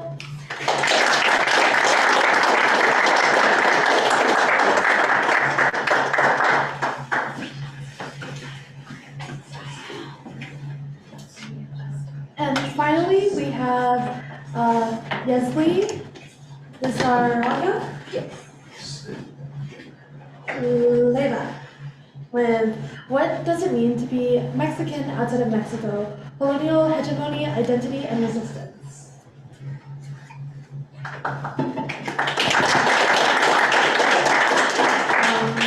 Hi everyone, my name is Yesli. I use she, her pronouns. And I'm going to be talking about my undergraduate honors thesis, supervised by Dr. Ethan Raker. Yeah, I'll be talking about what does it mean to be Mexican outside of Mexico. Yeah, so I want to start talking a little bit of my positionality and where I come from, or where I come to this research. And firstly, acknowledging that I developed my research, and I come to you today in the traditional, ancestral, and unceded territories of the Musqueam First Nation. And for me, land acknowledgements are an opportunity to really spark a conversation, to recognize that there's a historic and ongoing process of dispossession and violence against Indigenous peoples here in Southern Canada and also abroad. And it is an opportunity to start challenging the naturalization of harm and inequality, and sort of learning about these practices such as land acknowledgements was sort of the first thing that sparked my interest in this topic. So after coming here to Canada and encountering land acknowledgements for the first time, I tried to really kind of bring it back to my experience and understand what it meant for me as a Mexican coming from a country with its own histories of colonialism. And then I realized I really didn't have an answer. I couldn't really understand how it related to my experience, and that was actually really shocking. So that's where I come to this research. Oh my god. And so Mexican identity has largely been talked about through acknowledging this history of colonial contact and assimilation. So specifically with Indigenous communities and Indigenous people in the nation, throughout the different periods of Mexican history, it has been recognized that there has been multiple attempts of assimilation of Indigenous people as cultural mestizos. So it's a little bit different to how we, I guess, understand assimilation in the North American context. Similarly, Mexican national identity has been evolving throughout the different periods, as I said, and especially evolving really closely along the project of the nation state in the post-revolutionary era, so after 1920. Oh my god, sorry. And a little bit more about the different concepts and frameworks that people use to understand their identity as Mexicans. The most salient one is mestizaje, which it just means that all Mexicans are share Spanish and Indigenous ancestors, and we are all sort of equal in that sense. Moreno Figueroa and Saldívar talk about that in sort of like a post-racial ideology. And Moreno Figueroa also talks about it in sort of like an ideology and a process of national identity that walks towards whiteness. So what I mentioned before, sort of like assimilating into mestizos, but towards whiteness. And so this is kind of also what I observed in my personal experience. Growing up, I thought I had like something to point it out, but anyway. Throughout me living in Mexico for almost 20 years, I observed a widespread use of indigenous histories and symbols as cultural artifacts that highlight like national pride. So as you can see, like the flag over there with the eagle in the middle, that's part of like a story where an indigenous nation sort of looked for that symbol to establish their empire, and now it's part of like just the national like rhetoric to understand our origins and our story. Same as like with symbols such as pyramids, it's really used to like talk about Mexico as a nation without really like acknowledging or unpacking the different dynamics there. So I saw a lot of this, but then I saw some sort of disconnect, which is very like represented in this the responses in this survey. So it's a national survey on discrimination, and it found that 1 in 3 Mexicans believe that indigenous culture is the reason for the poverty indigenous communities experience. So really kind of attributing this inequality to like them being indigenous, which for me, it was like a really weird like disconnect between the narratives I was seeing to understand myself as a Mexican and then how people behaved. So this led to my research questions. So the first one, I wanted to understand. Okay, sweet. I wanted to understand how does colonial hegemony shape contemporary popular understandings of Mexican identity. And the second one, more like talking to my sample specifically, how do these understandings evolve when encountered with other contexts of colonialism and resistance? And so to answer my research questions, I employed like the following methodology, asking what does being Mexican mean to you? So I conducted 5 semi-structured interviews with Mexican post-secondary students living abroad, and then I analyzed my findings and themes around national identity, personal identity and social dynamics emerged after like, doing some open coding. And here's a little bit about my 5 participants. They're between the ages of 20 and 33. 4 of them live in Vancouver and 1 lives in Ireland. Almost all of them are from Mexico City, and the 2 people that didn't grow up in Mexico City later on moved there for their studies. And all of them study like social sciences. So that's something I think like important to consider when like looking at their responses. And so the first finding was that like people definitely employed certain concepts to like understand their identity as Mexican. So people talked about speaking Spanish, having just like a sense of belonging to a community, and some people specifically talked about like that, as you can see in this quote, it says, I am Mexican in the sense that I grew up in a locality or a context in what is known as Mexico. So just being rooted in that like geographical context. Other people also talked about sort of more stereotypical understandings of Mexicans. So like being friendly, eating certain foods, or being part of like certain like traditions or festivities. And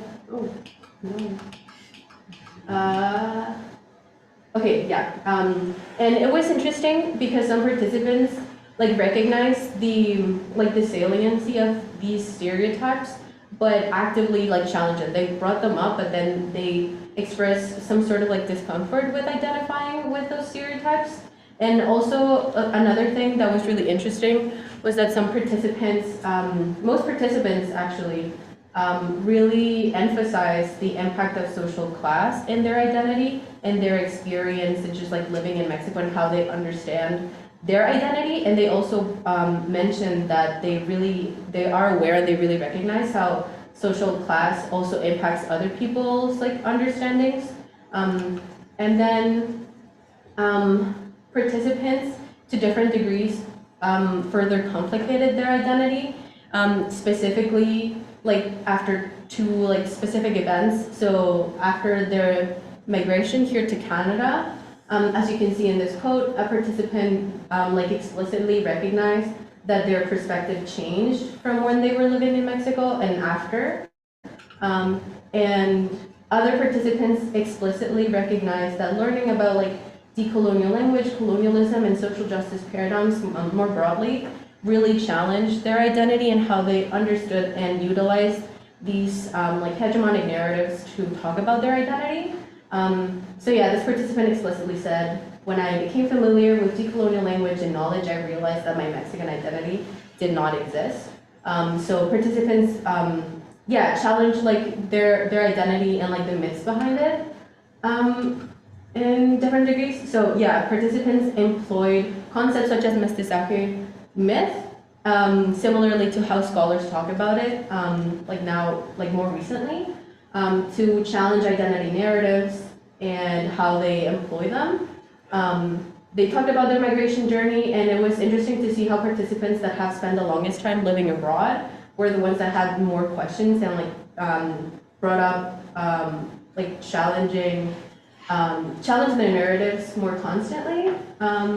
And when I asked them about their identity, they the responses tended to mix into broader answers, questioning and grappling with what Mexico is in general, which further complicated their feelings and brought up questions related to colonialism. As a conclusion, participants recognized that narratives of national identity are not inherent or static, and they really like embodied that in their like journey with like understanding who they are. And they exhibited resistance and confusion about internalizing narratives and stereotypes that they encountered also after their migration journey. And yeah, some future work, seeing how people talk about their identity in social media, also across like different age groups, class backgrounds, racial issues and experiences, rural populations and other regions in Mexico, and also looking at other contexts of colonialism outside of Soviet Canada. And that's all.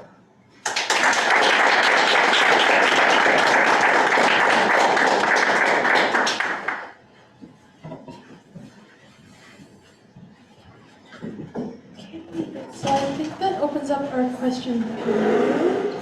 So does anyone have any questions for our presenters?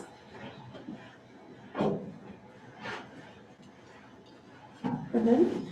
Okay, Gabby. Yeah. So I think one of the findings, if I remember correctly, was something to do with access. So I was wondering how Joyce Collingwood could compare to another part of Vancouver. Yeah, so I was asking them to compare, because there are other Filipino hubs in Vancouver, like Fraser Street. There are some collections of Filipino businesses that are adjacent to Joyce Collingwood that are pretty well known in the Philippines, and so a lot of Filipinos are surprised to see that they're here, they want to visit. But quite a few of my participants said that those simply were not convenient to get to, that there are there's nearby buses, but then you have to walk, or like the roads to walk there aren't very nice to walk on, like maybe they're next to a very high-speed road, so they're not the safest to walk on. And so for Joyce Collingwood, it really is that like, it's one stop, you're right there, and a lot of, especially for the non-purposive engagement, it's really big because it's already on the way to downtown, like it's along the SkyTrain. So compared to other places in Vancouver, it's just right central with so many different transit like spokes. So, yeah, thank you. Josh, so when you mentioned your study on something related to cars from last year's SURC, I was wondering how that would be brought into your into the current thesis. Like is it the literature, or like pulling some of the findings from there, or? It's probably not going to be like cited in my thesis, but like it did inspire me to think about like so I guess what I shared at the end of my presentation was about how the findings from that ethnography and one interview, like the sentiment was that like racial identity and cultural stereotypes have don't have any relation to like what we're doing. That's like how they felt, and that's what I experienced. But I guess it just inspired me to think about how there must be something to do with like there must be something to do with community that's like that is still related, and so that inspired me to think about how like communities outside of the household could be places where you like derive a sense of well-being because you're not really getting that from the household. So if that answers your question, I guess it just like got me thinking more. Yeah, I had a question for Julia. Great job, everyone. I think, Julia, you're hitting on a really important issue when it comes to how we're approaching things like inclusivity and diversity in institutions. And when it comes to inclusivity and diversity in like the realm of academia, for instance, based on your research, I kind of wonder like what your thoughts are in terms of like the best level of mitigating this, because like clearly this is an issue that's occurring at the university level, but like as you've alluded to, you can't think of something like a term like commodification without considering like the broader economic structures, right? So I was just wondering if like your research has pointed to like a level of mitigation, whether at the on the university level or like larger economic context that would genuinely have like more inclusivity in these institutions. But it's kind of difficult because we can understand like the difficulty in kind of getting there, but pretty much the literature that I've read kind of discusses how higher education institutions exist within this like white supremacist and capitalist context, and as an institution inherently kind of reinforce that, and also the way that it was like constructed in the first place. So it's really like if you think about like the Canadian context in regards to like being a crucial agent in like settling from the succession. But like pretty much I would say that most of the literature kind of suggests that like you can't look at like these like one fixed solution within existing structures where it's like, oh yeah, if we just change this, then there will be racial equality and everything will be all good. Because in actuality, like what's happening kind of talks to like broader structures of domination that need to be tackled in order to kind of like successfully kind of, eliminate racial inequality or like mitigate it. But then it's also difficult because it's like, I've read a lot of like anti-capitalist literature, just like my laptop thing, where I have a QR code for Communist Manifesto, and the sticker that says, "Get loser," versus using the means of production, Marx and God.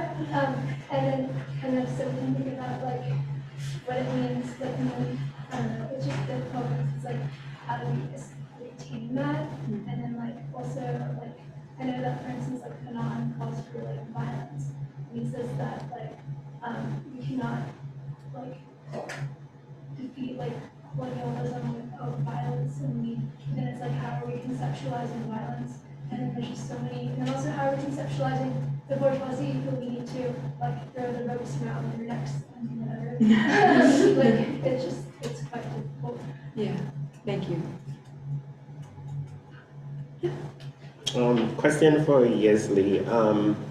So I know a lot of the migration literature talks about especially in transnationalism, migrants, as they travel abroad, they learn the culture and then they try to change the culture locally, or they, they have these modes of communications where what they're learning overseas, they transmit it back.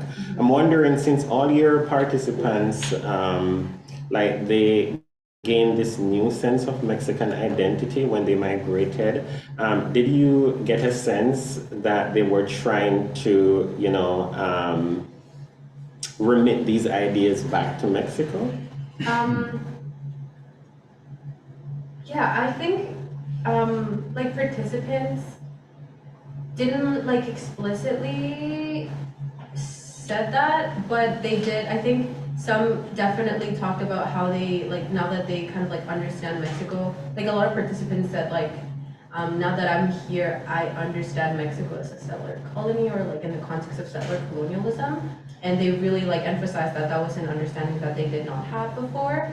And then after saying that, they kind of like hinted in different ways at how they wish things like this was a broader conversation.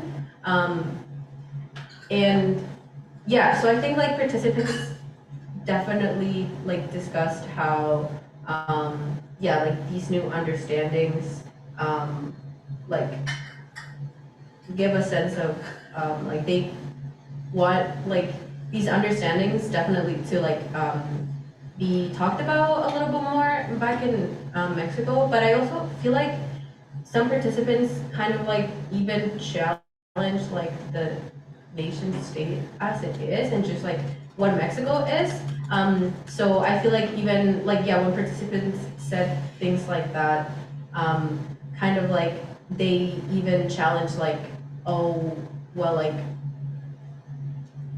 sorry, I lost my train of thought, but I feel like they didn't kind of like, some participants didn't just kind of like thought about like Mexico kind of like something static that they were gonna come back and change, but they just kind of like even challenged the legitimacy of Mexico as a larger state as a whole.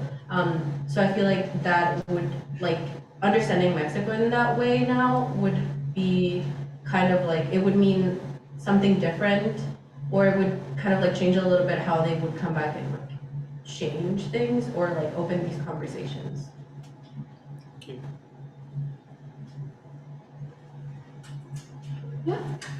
I'm so impressed with all of the presentations. Thank you guys so much. I have a question / comment for everyone. I guess I'll start with Gabby. So Gabby, your research question, what are the spatial mechanisms that make a functional Filipino-Canadian community? Is there something about the Filipino like immigrant group that makes it distinct from other immigrant groups, whereby identifying the spatial mechanisms for this group are like unique? Or is it that the spatial mechanisms you're identifying are more broadly like generalizable to different types of immigrant groups? I mean, I think some of the findings can generalize in terms of like thinking about like the implications for community planning rather than simply like how do we conceptualize an immigrant neighborhood. I think that's one thing that can be generalizable, but there are also some more intangible things that like participants talked about that are very uniquely Filipino. So for instance, the thing about Joyce Collingwood is that it's very distinctly a working class neighborhood. So in my interviews, I asked them to compare Joyce Collingwood to Jollibee and whether, let's say, Jollibee, building more Jollibees will compensate for whether Joyce Collingwood gets demolished. And because that is some of the rhetoric that goes around that, like, we just need to like populate with more businesses. But there's a very specific word in Tagalog that a lot of my participants end up using, which is kapwa, which is a term in Filipino that is very uniquely Filipino way to describe a sense of reciprocity and duty to your community more generally. It's like a complete overlap of yourself and your kin and your family members. And that kinship extends to the rest of the Filipino community. And it's that within these spaces, there is that sense of kapwa that is evoked, that's not necessarily evoked in spaces like Jollibee, which some of my participants, especially those from working class backgrounds in the Philippines, which most Filipino Canadians after 1980, especially after the LCP program, the caregiver program, are from those working class backgrounds. They don't get that same kind of feeling in like the Jollibee or some of the like even Filipinos who like go to universities, for instance, they don't get that sense of feeling. So it's that very intangible, like down to earth Filipino sense that characterizes Joyce in a way that is very unique to Joyce and very unique to a specific neighborhood. And I wouldn't know if that looks similar. I'm sure there are similar concepts across different groups, but for the Filipino communities, that sense of kapwa, really, that is what makes a community feel like a community space. Yeah, thank you. Can I ask all my questions? Okay.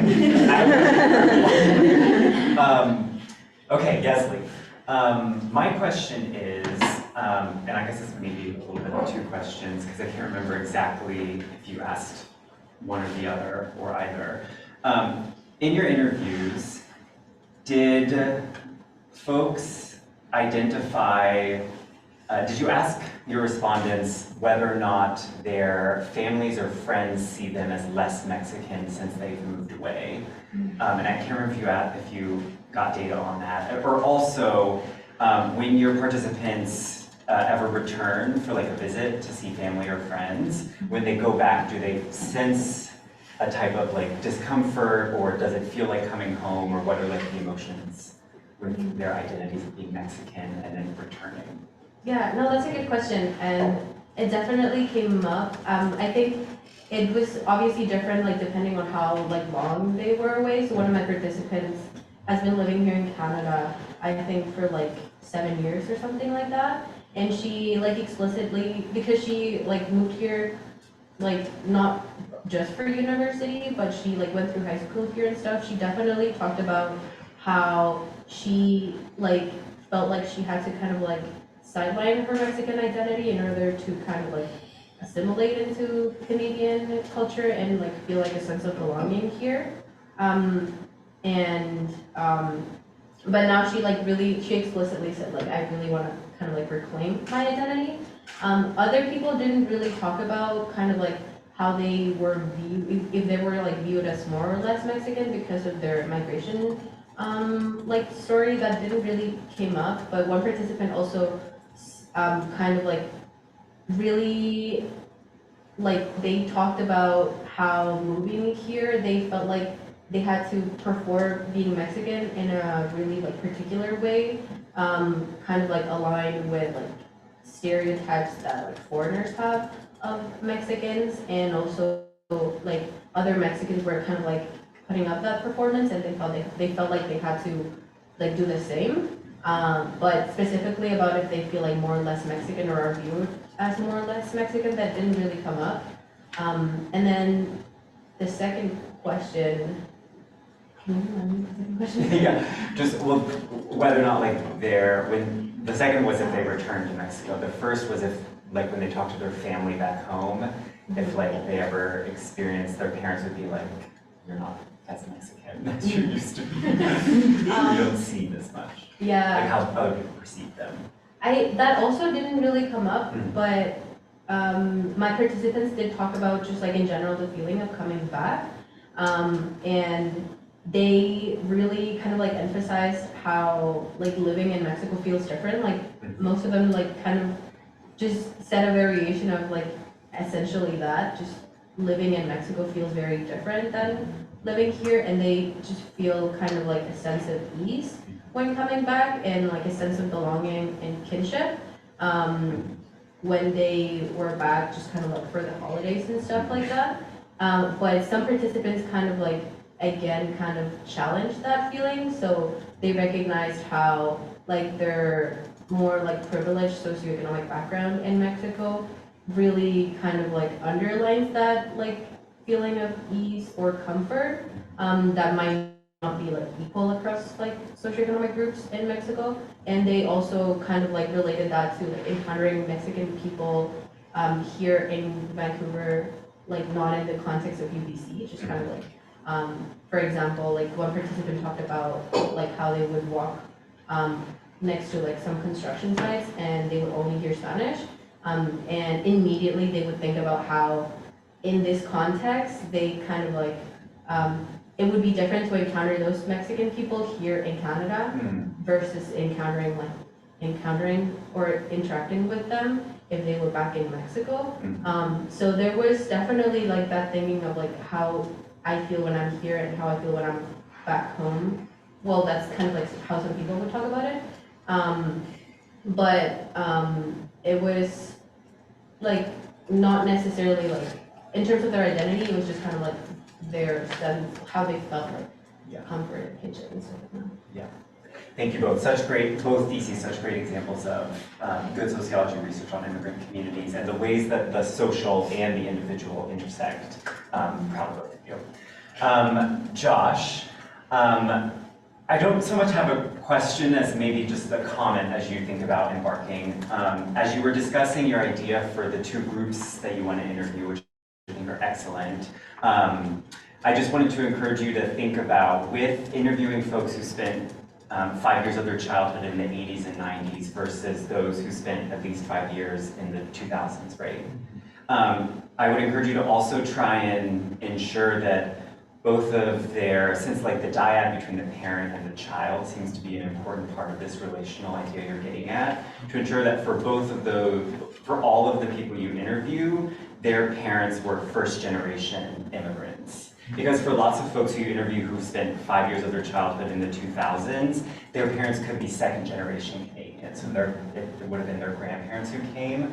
Because if you're going to like sort of isolate the cohort essential differences in this cultural transmission in relation to the parents, you'd want to ensure that the parents are all that first generation.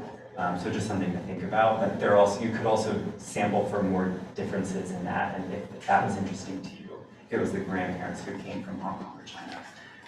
So just something to think about, but I think it sounds like an excellent project. And your literature review, or the literature that you said that you were going to begin looking into, I thought was really excellent. Okay, finally, Julia, I so enjoyed your presentation. What an important topic with so much policy relevance and such a hot debate. I wonder, and it's so interesting the way that you framed it. And I've read like popular media outlets around this idea that in diversity statements universities are asking students of color to basically like sell their trauma or to sell their disadvantage. In your 6 respondents, would you say, what were the types of emotions that exercise made them feel? Was it anger at the university? Was it like distressful feelings of having to basically sell some type of disadvantage?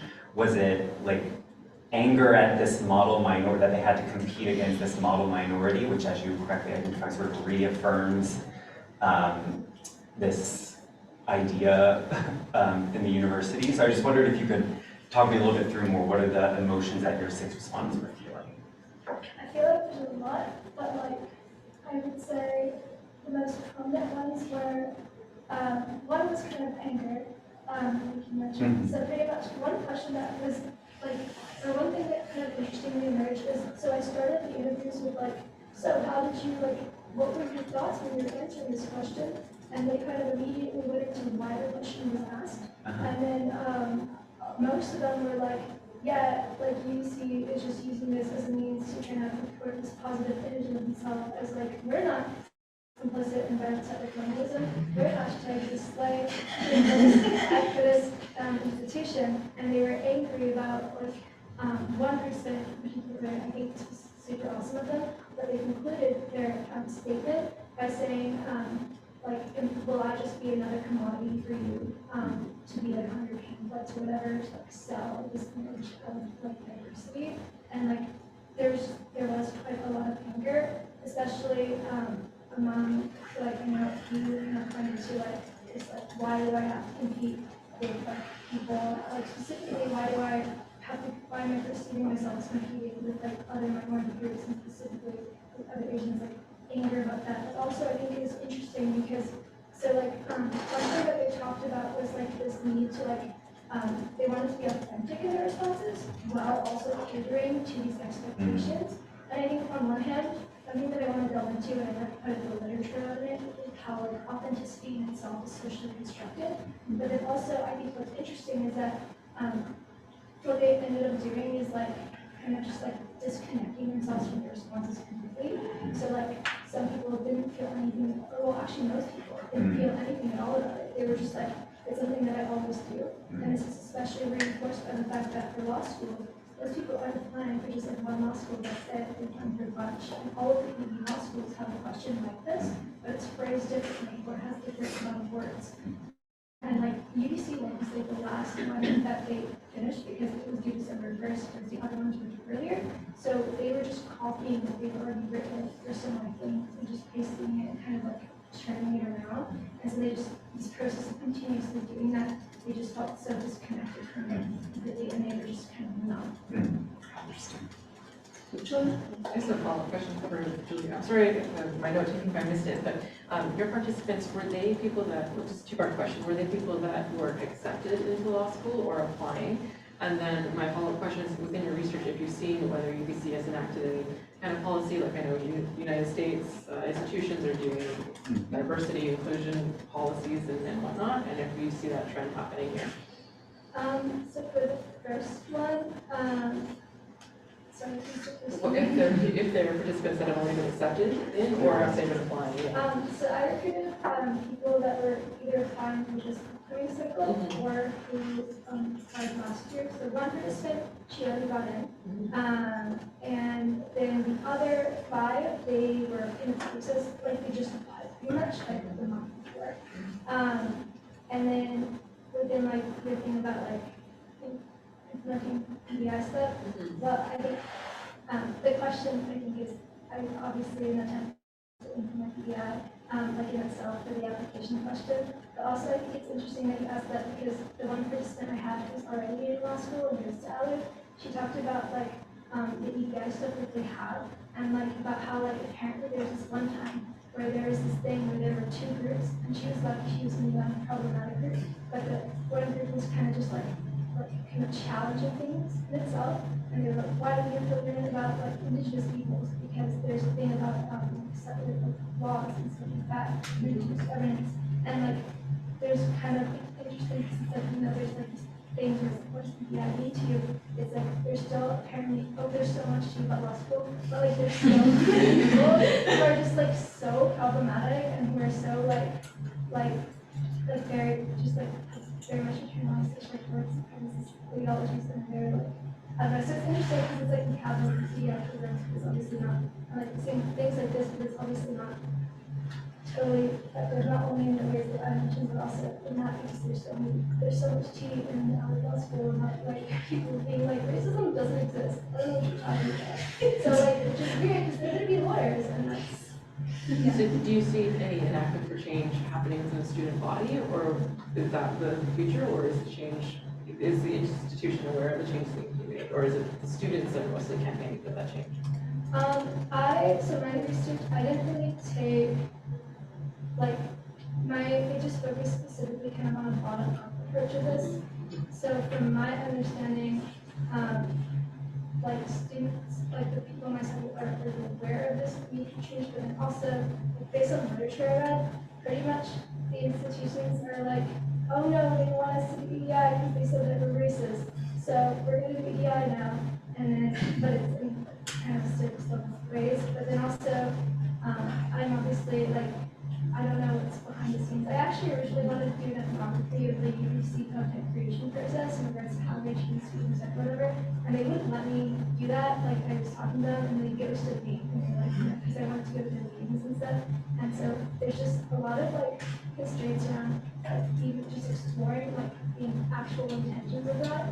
Because I do acknowledge that maybe it is even a bit reductive to be like EDI in itself, just because only like this capitalist accumulation strategy. But like if you don't let us in like look at that, it's kind of hard to know. Yeah, exactly. Okay, anyone else? Okay, I think that's it for this session, so we're having a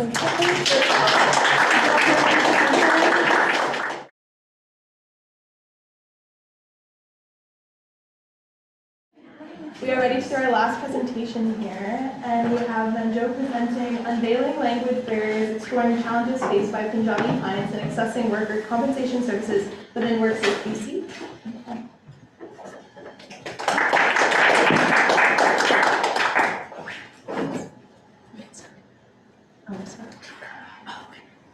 Okay, hi everyone, my name is Manjo, and today I'll be presenting my thesis, which is titled Unveiling Language Barriers, Exploring Challenges Faced by Punjabi Clients in Accessing Workers' Compensation Service within WorkSafe BC.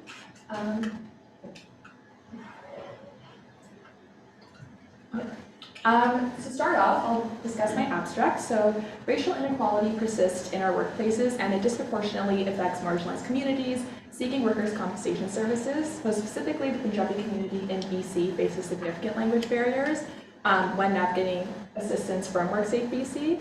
And my study delves into addressing this inequality within WorkSafe BC by focusing on language barriers for Punjabi clients.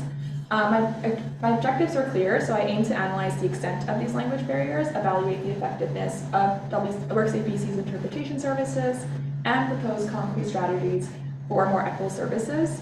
So through qualitative methods such as interviews with Punjabi clients in BC's lower mainland, I delved into their experiences with language barriers and how they impact their compensation claims. And ultimately, my goal is to contribute to a more inclusive and equitable environment within WorkSafe BC.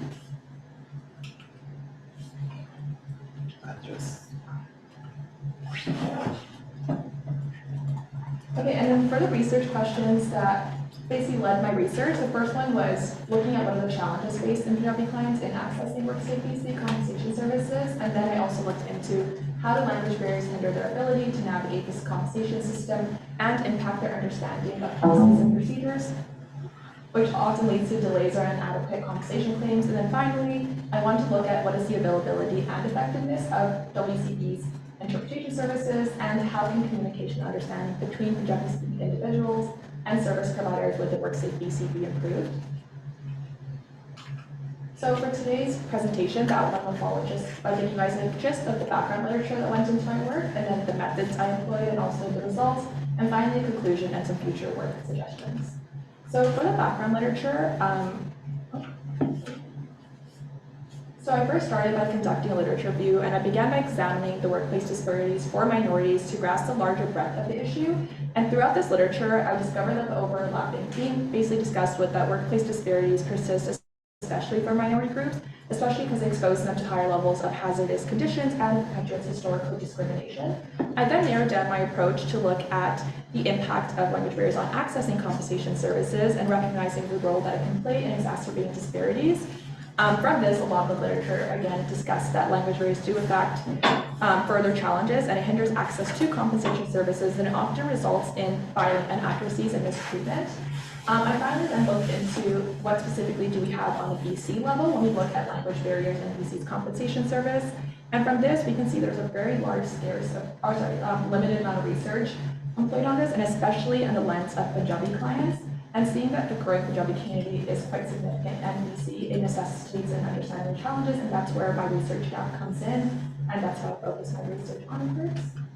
And then for the methods, I utilized a qualitative approach. So I conducted semi-structured interviews with Punjabi clients of WorkSafe BC and the Lower Mainland. Through those interviews, I delved deeply into the challenges faced in accessing compensation services and navigating language barriers within WorkSafe BC. For this, I employed convenience sampling, ensuring diversity across age, gender, occupation, and injury type to capture a comprehensive range of perspectives. Interviews were also conducted in Punjabi to facilitate a comfortable and accurate expression, and data was also meticulously transcribed for analysis. So as for data analysis, I did use thematic analysis, identifying common themes and challenges which arose in that data.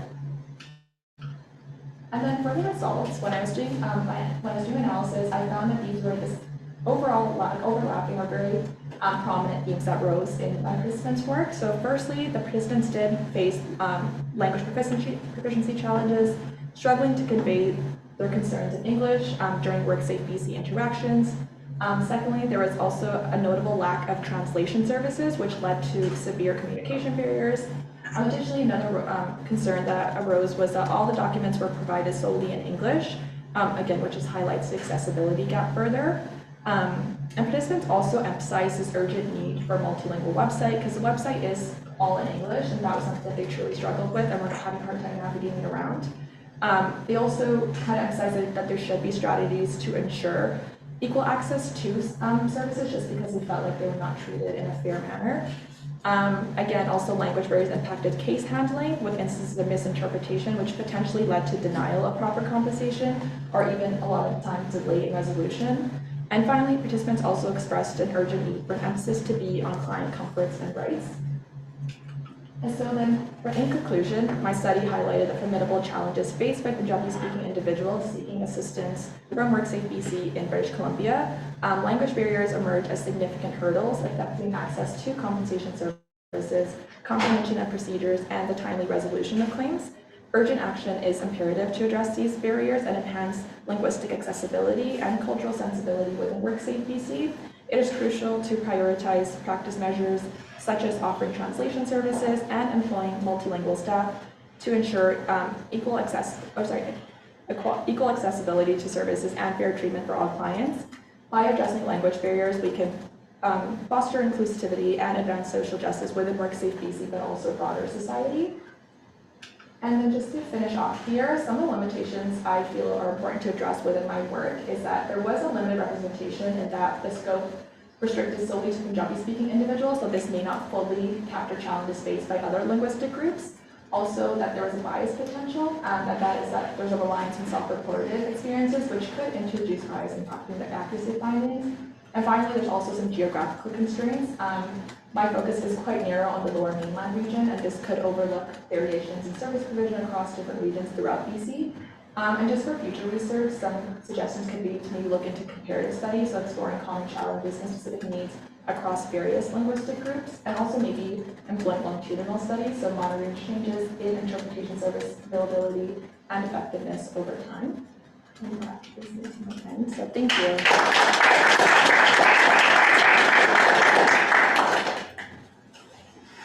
So if anyone has any questions? Is there only one question? There is, yeah, the second person. Oh, okay. I have a question. Since Manjo is my RA, so not my honor student, but my RA, so it's kind of fun to see her in person. Can you tell me, so I have multiple questions here. So what is your interview sample size? I'll have 3 questions. Sample size, and then how did you determine it was diverse? And then you talked about challenges, which are amazing. I love the themes. And can you give us like an example of what somebody may have said to you in these interviews, just to make it real for us? Okay, so for my sample size, I did only get 3 participants, and this was a lot to do with, there's a lot of concerns about keeping it anonymous, and a lot of people that, I had potential participants, a lot of them did express concerns about putting their information out, just because they do have ongoing claims, so I limited to 3. To kind of ensure I had a diverse range, I did have 1 female and then 2 males. And then they all had different types of injuries, and also they come from different areas. So some from I think one was from Fraser Valley area, one from Vancouver, and then one from just like the Surrey area. And also another way I think that kind of covers like the diverse range. And then the other, question was. So you talked about their challenges. Yes. With the website and the linguistic issues, but can you give us like a real example that they talked about? So just to make it real. Yes. So I think one of the main ones that arose for me was one of my participants. I think she had like the hardest time with WorkSafe BC, and one incident that she talked to me about was that when she did ask for interpretation services, not only did it first cause a huge delay in having her appointments be on time, because you would have to address that ahead of time, like weeks ahead, to be like, I need an interpreter at this appointment. But then even when the interpreter was there, she noticed that the interpreter herself had language barriers, and she wasn't fully fluent in English herself. So the participants already felt as if, maybe there might have been barriers in the way that her case was represented in that case, because when the report came back from the doctor, it did seem like everything was okay, but that truly was not the case, because the participant did still have an ongoing injury and could not go to work. So it did cause a huge delay in her case because of that reason. So that's one incident I think was kind of depicts that whole situation. Yeah. Thank you. Any others? Coral has a question. We gotta give her a little pressure. I should pressure my honor student. Well, the one question that I was wanting to ask is, maybe 2 questions. I was thinking about like your theoretical position or your theoretical background. Was this study informed by any theory? And the second is, I'm just wondering your thoughts on this, and maybe you can speak from your respondents' perspective. Did they blame WorkSafe BC? Did they blame the government? Where did they put the responsibility for accessible services with language? Okay, so for the first question, I didn't use a theoretical framework to get my work across. I did talk about my supervisor and felt like I didn't have to utilize that. And as for how they felt and who was to blame, I guess in this case, I think since they had a very just a direct approach with WorkSafe BC and their providers, I think a lot of it was put on WorkSafe BC specifically, just because I think also sometimes maybe the providers don't have the most genuine concern for the clients, and that's how they felt in this case, just because they weren't necessarily heard, and also it felt like they were trying to kind of, because I guess the cases are quite serious in that the injury is getting away with their daily life and then also taking away from their work, and I think that they just wanted to be heard in this situation, and then since the providers really did not offer that, I think that's why they put a lot of blame on WorkSafe BC directly. And I think also, given that they do have language barriers, I don't think they have the most full understanding of how these structures necessarily work, so I don't think they would turn to the government to blame. I think whatever's in front of them, I think that's what they're blaming in this case. Well, just a follow-up on that. Based on your literature, did you see, is this a common problem, in accessing maybe government services in terms of not having enough language support? So when I looked at specifically language barriers, I kind of only looked at compensation services, and it is quite a big problem. There's not much research on the BC level, but if we look at it in the States, and especially in Ontario, there's a lot of work on that, and they all emphasize very similar struggles of participants in that they felt that their cases were delayed, or that they got mistreated, or they didn't get the proper compensation just because that they weren't able to present themselves in the accurate manner. So I think that is quite an overlapping theme that we see. I have one more follow-up question. Yeah. Just to help other students who might be thinking about doing this in the future, how did you get inspired to do this topic? The participant, one of the participants was my mom, and then that's why I was really inspired by it, because she always discussed it, but I also saw it around people in my community, and I guess, I don't know, I guess I always saw it around me and just seeing, because I think I always saw them just feeling like they were not being heard, and then just, it was kind of unfortunate to see, to be quite honest, especially since it was directly impacting me as well, since it affected my mom's work life, and she just couldn't really, I guess, yeah, and then, but it is a very niche topic, I will say. It's not, I don't think many people know about this side of WorkSafe BC, unfortunately. So if people do want to get into it, I think it did help in my case that I had such a personal connection to it. That's why I was also able to reach out to a lot of participants. But again, I think it kind of also speaks to how a lot of these systems in our governments or in BC, we might be overlooking these situations, but there's a lot of issues in hand and we just don't get to see them unless we have a personal touch on it. Yeah. Thank you. Anything else? Well, thank you so much. Thank you.